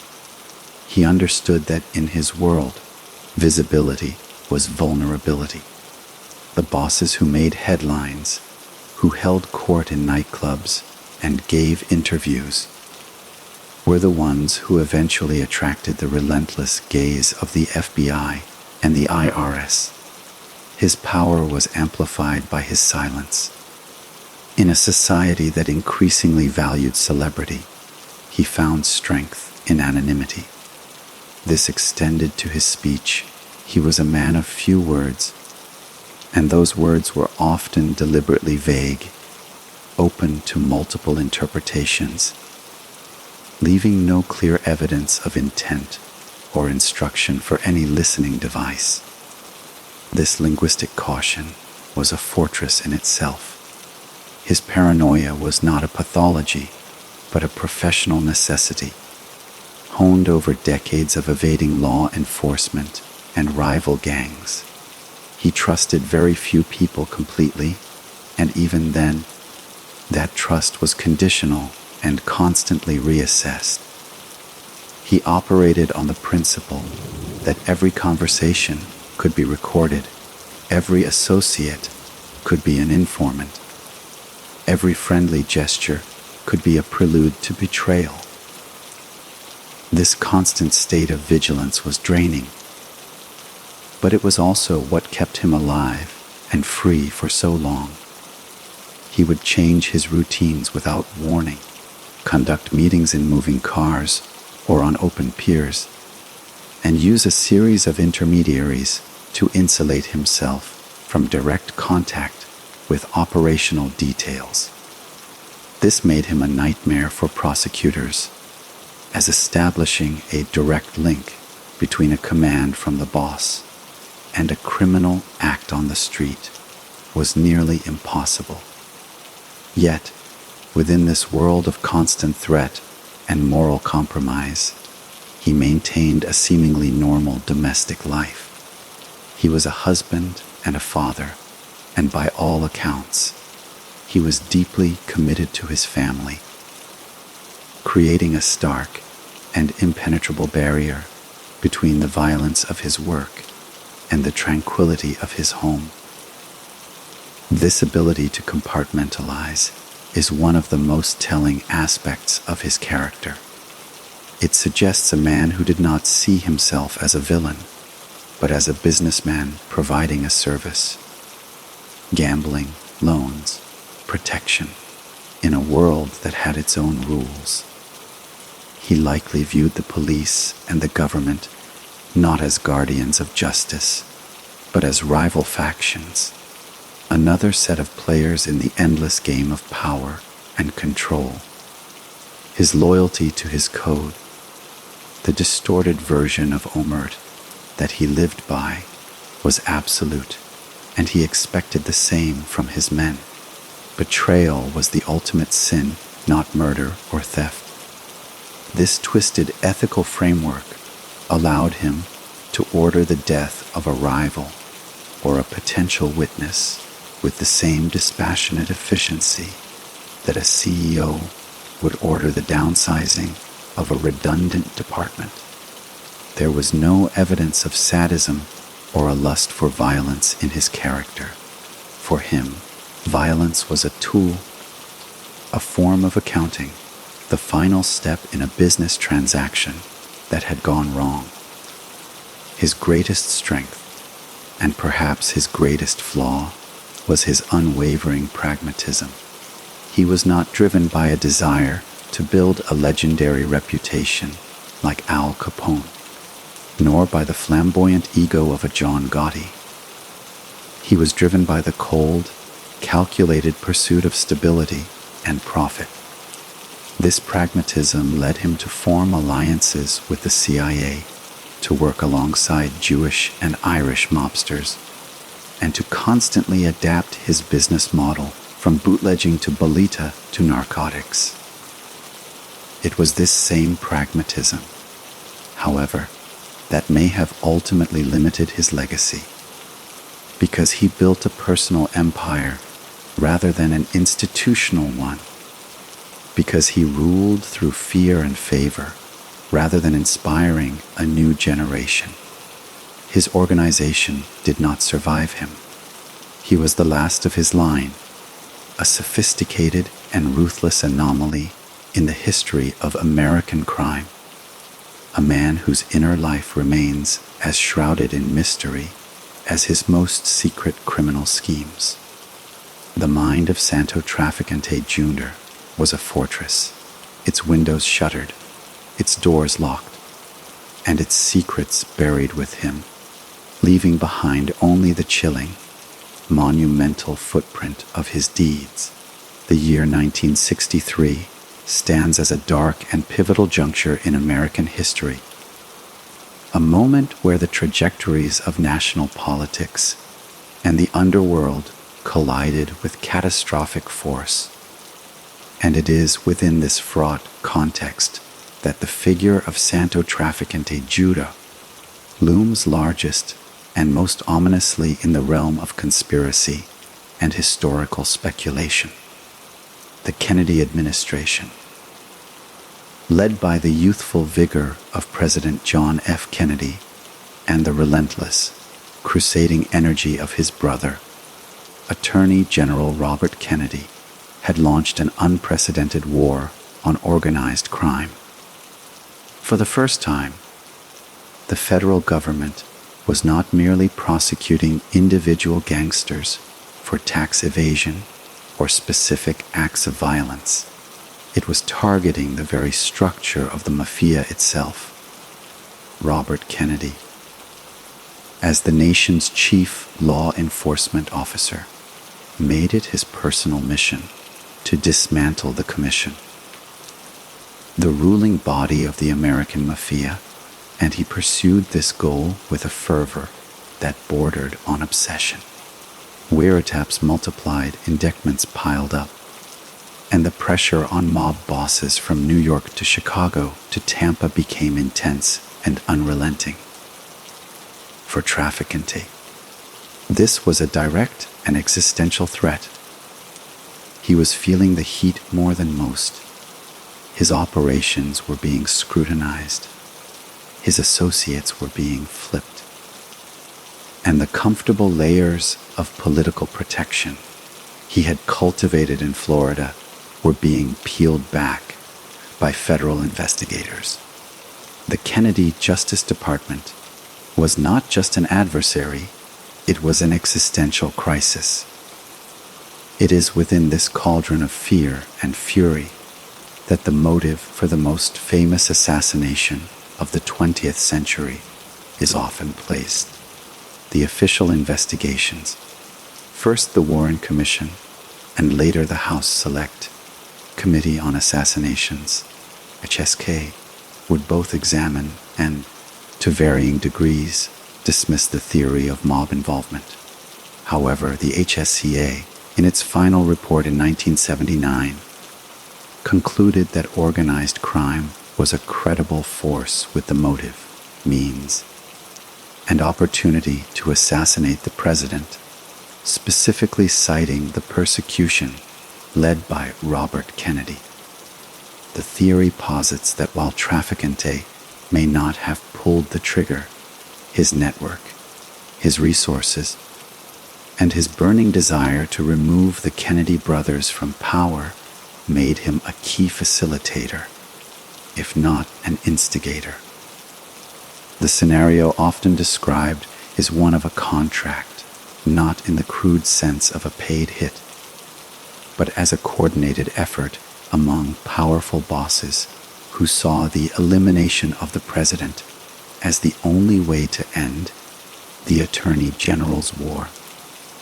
Trafficante's unique assets would have been invaluable in such a plot. His control of the ports could have provided an entry point for a weapon or an assassin. His national and international network of criminals and corrupt officials could have provided logistical support, false identities, and escape routes. Most importantly, his connections to the volatile and mob-saturated city of New Orleans, through his associate Carlos Marcello, placed him at the epicenter of the very environment where the accused assassin, Lee Harvey Oswald, would later operate. The most chilling piece of testimony linking Trafficante to the assassination came from his own lawyer, Frank Regano, years after the fact. Regano claimed that in the summer of 1963, he was used as a messenger between Trafficante, Carlos Marcello, and Teamsters Union President Jimmy Hoffa, another man with a searing hatred for the Kennedys. Regano alleged he was instructed to tell Hoffa, "A nut is going to kill Kennedy. You tell Jimmy he owes me, and he owes Marcello." Even more startling was Regano's account of a deathbed confession from Trafficante in 1987. According to Regano, a frail and remorseful Trafficante told him, "We shouldn't have killed Giovanni. We should have killed Bobby." The use of the Italian, Giovanni, for John was seen as a telling detail. While the credibility of such late in-life testimony is fiercely debated among historians, was it a genuine confession or the fabrication of a lawyer seeking historical relevance? Its mere existence underscores the profound and enduring suspicion that has forever linked Trafficante to the crime. For those who believe in the mob's involvement, Trafficante is the central node, the Lanzinda, calculating boss who, along with Marcello, greenlit a presidential assassination as a business decision, a strategic move to remove a regulatory threat. For skeptics, he is a convenience specter, a dark symbol onto which a nation's unresolved trauma and confusion could be projected. Regardless of the truth, which remains buried under a mountain of contradictory evidence, speculation, and sealed documents, the undeniable fact is that the intense pressure from the Kennedy administration created a motive of monumental proportions.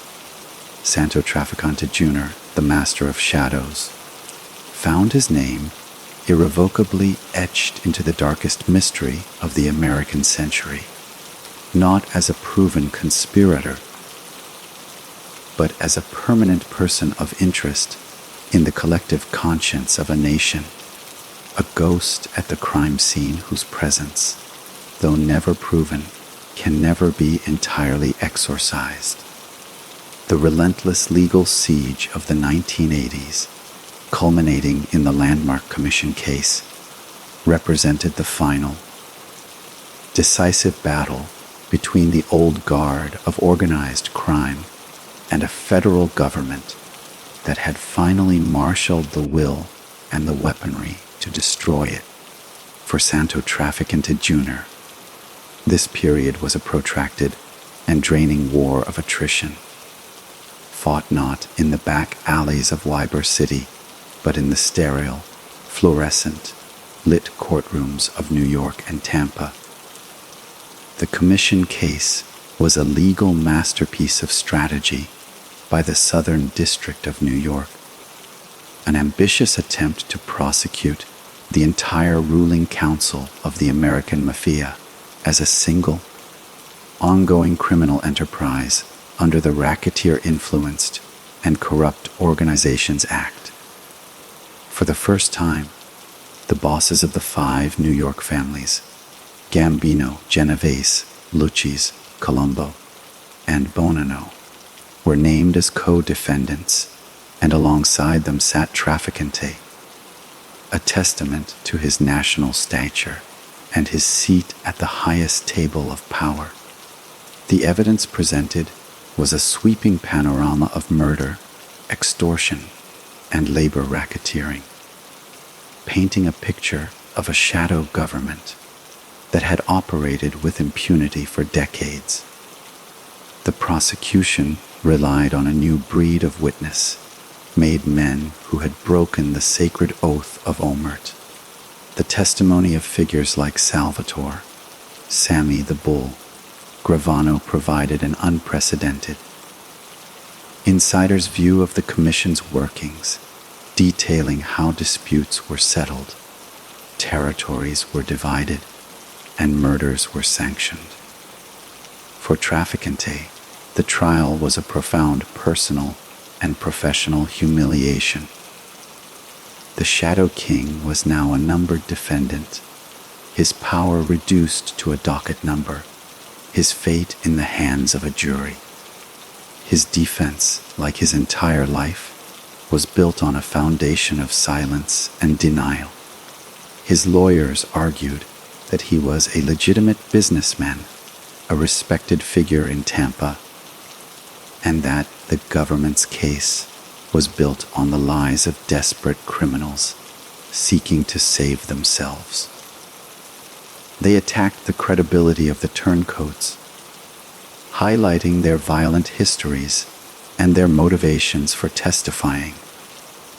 Yet, the sheer weight of the evidence, the corroborated testimony, and the recorded conversations created a narrative that was difficult to dismantle. The physical and mental toll on Trafficante was immense.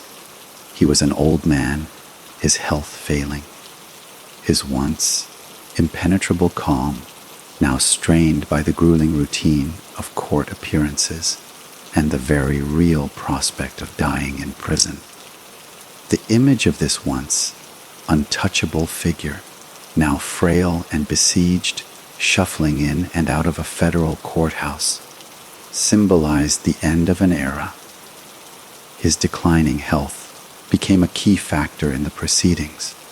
His lawyers successfully argued that his heart condition made him too ill to stand trial in New York alongside his co-defendants, and the charges against him were eventually severed. This was a temporary, procedural victory, a stay of execution granted not by the law, but by his own mortality. He returned to Florida, but there was no respite. A parallel racketeering indictment awaited him in Tampa. a case built specifically on the ruins of his own empire, featuring local witnesses and evidence of his direct control over the Bolita rackets, loan, sharking, and union corruption. This was the battle on his home turf, and the outcome was far from certain. The federal prosecutors in Tampa had spent years building their case, and they were determined to be the ones to finally convict the legendary boss. Trafficante's final years were consumed by this two-front legal war, a draining, expensive, and ultimately hopeless fight against an enemy that had finally learned to fight back with the same patience and strategic depth that he had always employed. The commission case itself resulted in guilty verdicts and massive prison sentences for all the New York bosses, a clear signal that the age of the Godfather was over. For Trafficante, the constant legal pressure, the betrayal of his closest associates, and the crumbling of his life's work created an inescapable prison of stress and anxiety, even as he technically remained a free man. The empire he had built with such patience and cunning was being systematically dismantled in courtrooms, its secrets exposed, its members turned against each other. The final victory for the government would not be a conviction, but the relentless grinding down of the man himself, a process that ensured that even if he never saw the inside of a prison cell, his power, his wealth, and his legacy would be irrevocably broken before he drew his last breath. The death of Santo Trafficante Jr. on March 17, 1987 in a Houston, Texas hospital following cardiac surgery was an ending fraught with irony and symbolism, a quiet, medical conclusion to a life defined by violence, conspiracy, and monumental power. He did not fall in a hail of bullets like so many of his contemporaries, nor did he finally hear the clang of a prison cell door closing behind him. Instead, he succumbed to the same failing heart that had, in his final years, become both a personal burden and an unexpected legal shield, allowing him to avoid the spectacle of a federal trial and conviction. His passing was not a dramatic finale, but a biological inevitability, yet it sent shockwaves through the two worlds he had inhabited. For law enforcement, there was a profound sense of frustration. After decades of investigation, countless man-hours, and the development of revolutionary legal tools like Rightsio, their most elusive and high-profile target had ultimately been acquitted by a higher power. There would be no public reckoning, no satisfying verdict read aloud in a courtroom to officially mark the downfall of the Shadow King. The justice system was denied its trophy. For the American Mafia, his death was something even more significant. It was the end of an era. He was the last of a certain breed of boss, an international strategist, a quiet diplomat, a man who valued anonymity over infamy, and whose power was measured not in newspaper headlines, but in silent acquiescence from politicians and the terrified compliance of his enemies. His death created an immediate and violent power vacuum in Tampa. The carefully maintained order he had imposed for over 3 decades evaporated almost overnight. The subsequent power struggle was a bloody and chaotic affair, a stark contrast to the seamless transition he had engineered after his own father's death. Ambitious underlings and rival factions turned the streets of Ybor City into a battleground, settling old scores and fighting for control of the lucrative remnants of the Trafficante Empire. This internal war further exposed the organization to law enforcement, leading to a new wave of arrests and prosecutions that effectively dismantled what remained of the family. Without his steady, calculating hand to guide it, the organization proved incapable of surviving in the new, hostile environment created by Riccio and the Witness Protection Program. The empire, so personally tied to his unique leadership and reputation, simply could not outlive him. In the years following his death, the legend of Santo Trafficante Jr. only grew, fueled by declassified documents, the memoirs of former associates, and the endless public fascination with the Kennedy assassination. Historians and true crime authors began to piece together the full scope of his influence, revealing a figure who was far more than a regional crime boss. He was now understood as a central figure in the narrative of 20th century American crime, a man whose web of influence stretched from the casinos of Havana to the halls of the CIA and into the darkest corners of American political history. His story became a cautionary tale about the corrupting nature of power and the fragility of even the most carefully constructed criminal enterprises.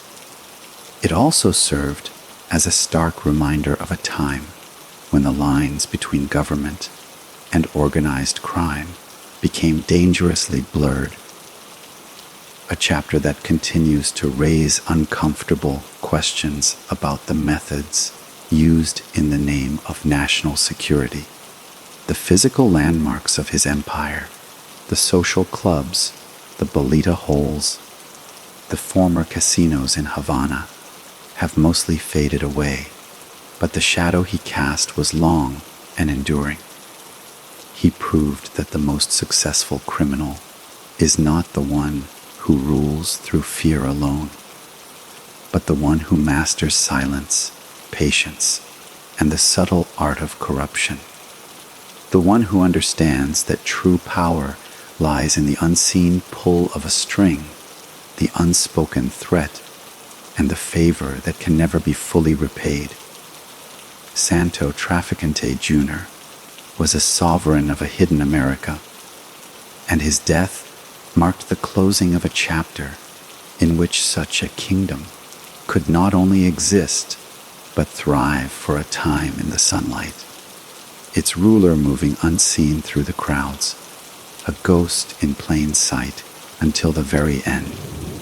The enduring mystery and historical significance of Santo Trafficante Jr. extend far beyond the gritty details of his criminal enterprises and into the realm of his profound, yet largely unquantifiable, influence on the economic and social fabric of the United States, a shadowy impact that economists and historians continue to grapple with to this day. To view his empire through a purely criminal lens is to miss the broader point. He was, in effect, the chief executive of a massively successful, albeit illicit, multinational corporation that operated with staggering efficiency outside the bounds of regulation and taxation. The sheer volume of capital that flowed through his hands was astronomical, from the bolita rackets that siphoned millions from the working class neighborhoods of Florida to the sophisticated skimming operations in the Cuban casinos that diverted fortunes before they ever hit a ledger, and finally to the heroin trade that generated revenue on an industrial scale. Trafficante's operations represented a parallel economy. This vast river of untaxed, illegal profit had a corrosive effect on the legitimate economy. It distorted markets, created unfair competition for lawful businesses, and fueled inflation in sectors like real estate, where he invested heavily to launder his funds. When he purchased a legitimate business, he could operate it at a loss indefinitely, using it as a conduit for dirty money, a practice that drove honest competitors into bankruptcy. His control over key unions, particularly the International Longshoremen's Association in the port of Tampa, gave him the power to hold regional commerce hostage, threatening strikes or slowdowns that could cripple the flow of goods unless his demands for payoffs were met. This was not mere street-level extortion. It was a form of corporate raiding applied to public infrastructure, imposing a hidden tax on every consumer and business that relied on the port.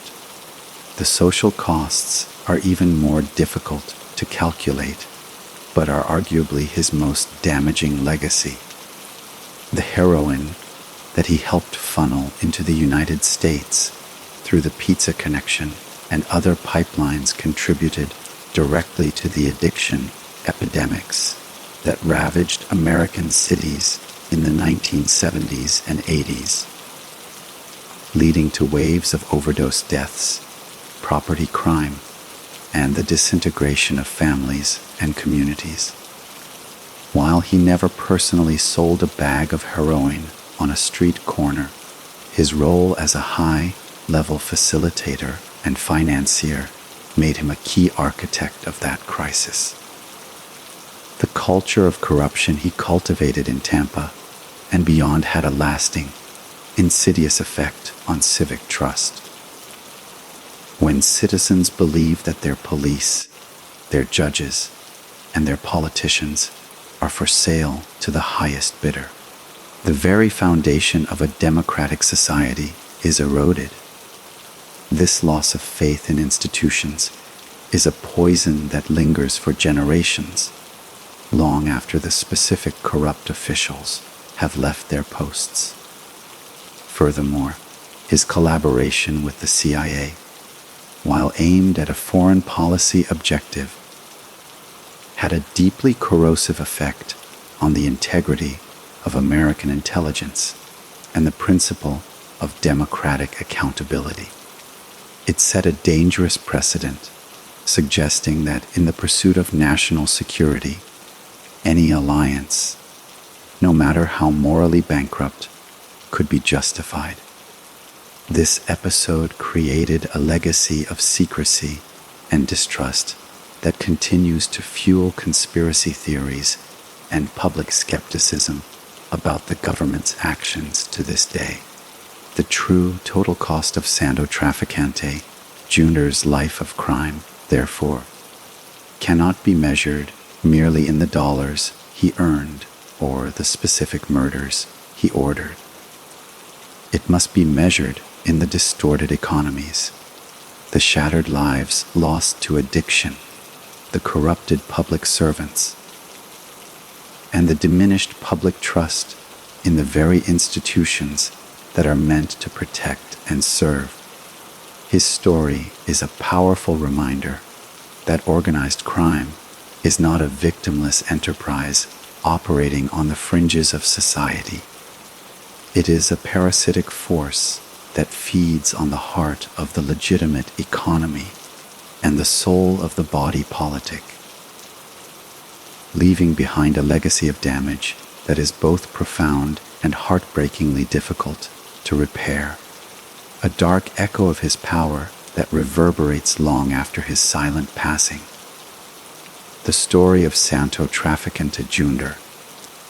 is ultimately a profound and timeless parable about the nature of power itself, a stark illustration of its acquisition, its application, and its inevitable decay, serving as a grim counter, narrative to the American dream, where ambition and intelligence are rewarded with legitimate success.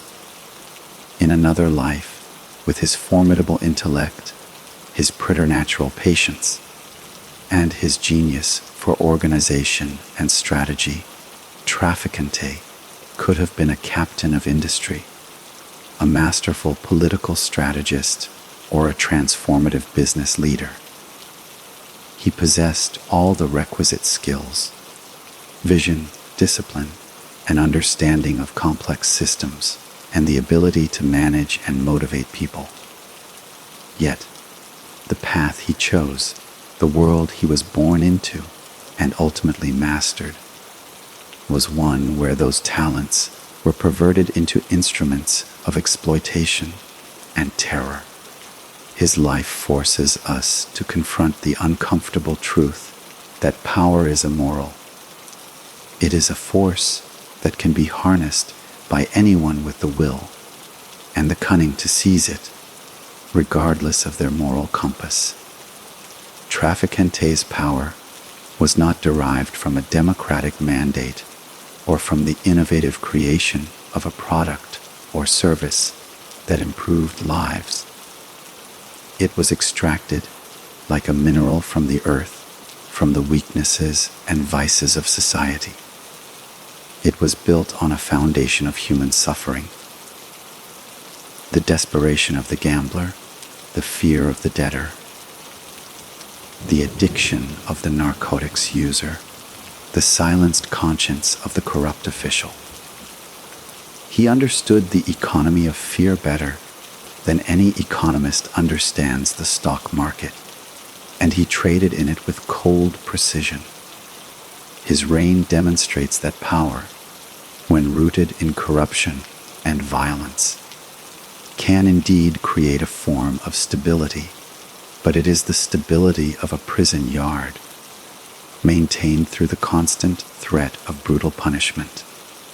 For decades, he provided a twisted sense of order in the Tampa underworld, settling disputes and enforcing contracts. But it was an order that stifled legitimate enterprise, corrupted public institutions, and ultimately cost countless lives.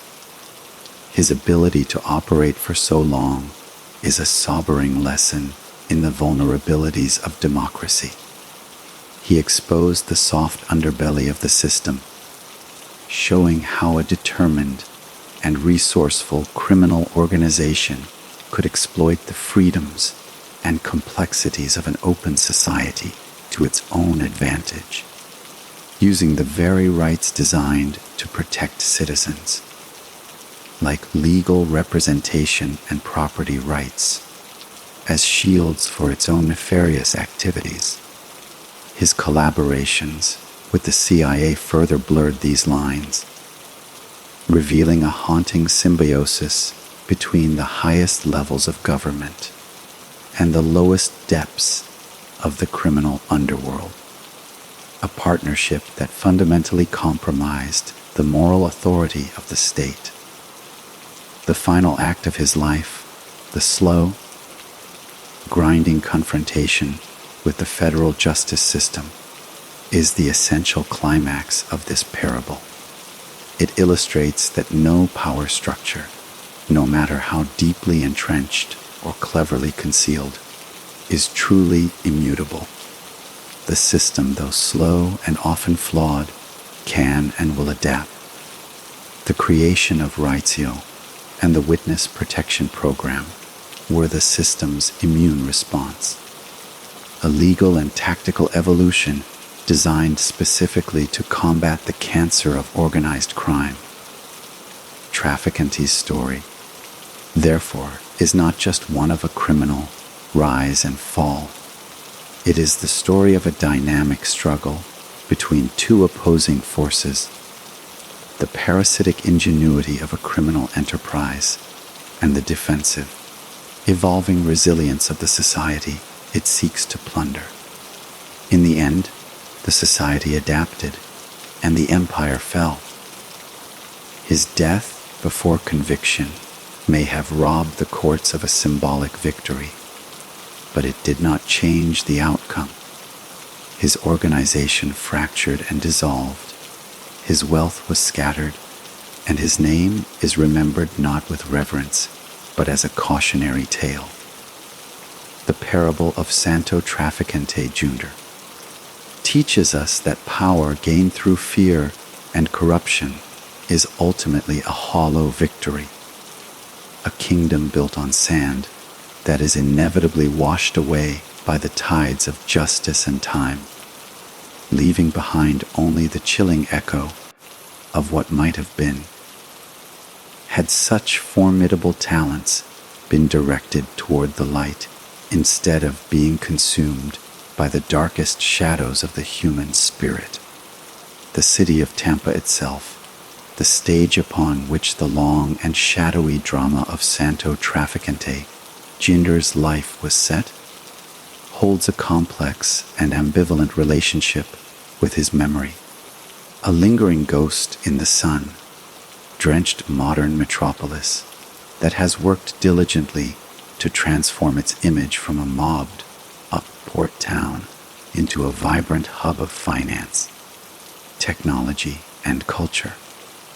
For older generations who lived through the peak of his power, the name trafficant evokes a tangible, almost physical memory of a different city, a place where certain social clubs were avoided, where certain topics were not discussed on the telephone, and where an unspoken understanding governed the limits of public inquiry and ambition.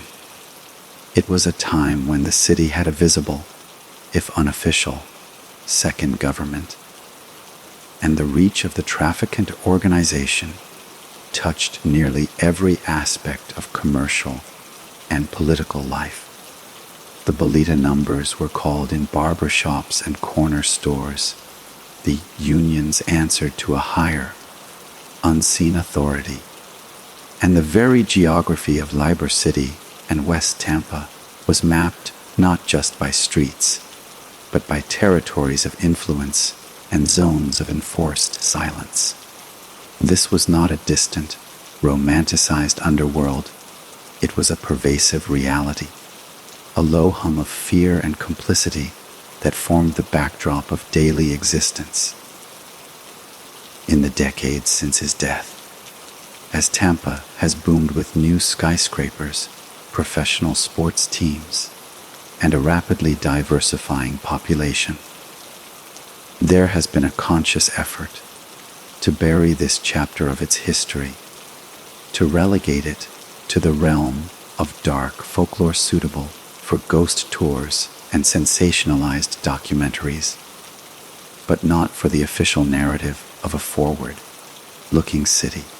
The physical landmarks of his empire have largely vanished, replaced by condominiums, art galleries, and trendy restaurants, a process of urban renewal that has physically erased the stomping grounds of his soldiers and captains. Yet, the legacy is more stubborn than the bricks and mortar of the old social clubs.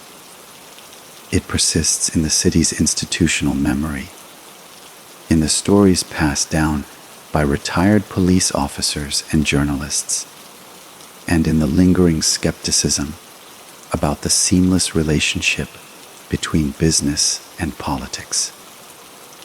The sheer scale of his corruption served as a brutal lesson for the city, a traumatic experience that ultimately forced a reckoning and spurred reforms in law enforcement and local government, driven by a determination to never again allow a single criminal enterprise to hold such sway.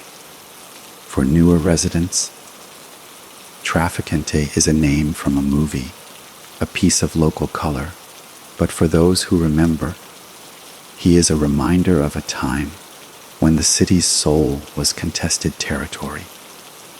This ambivalence is a common feature in cities with a storied criminal past. There is a simultaneous desire to forget the shame and the fear, and a fascination with the notorious figures who shaped its identity, however darkly. The story of Trafficante is inextricably a part of Tampa's story, a foundational layer in its development. A dark river that once flowed beneath the sunny surface and whose currents, though now buried deep, still occasionally stir the waters of the present. It is a history that cannot be truly escaped, only understood and integrated, a permanent part of the city's character, a reminder of the fragility of civic virtue and the constant need for vigilance against the seductive allure of easy money and unchecked power. The modern skyline of Tampa, gleaming in the Florida sun, is in many ways a monument to the city's victory over that shadowy past, but the ghost of the quiet, calculating man who once ruled it all from an unassuming clubhouse remains, a permanent whisper in the city's ear, a cautionary tale etched not in stone, but in the very memory of the place itself, ensuring that the era of Santo Trafficante Jr. will never be entirely forgotten, only viewed from an ever-increasing distance, a dark star in the constellation of the city's long history.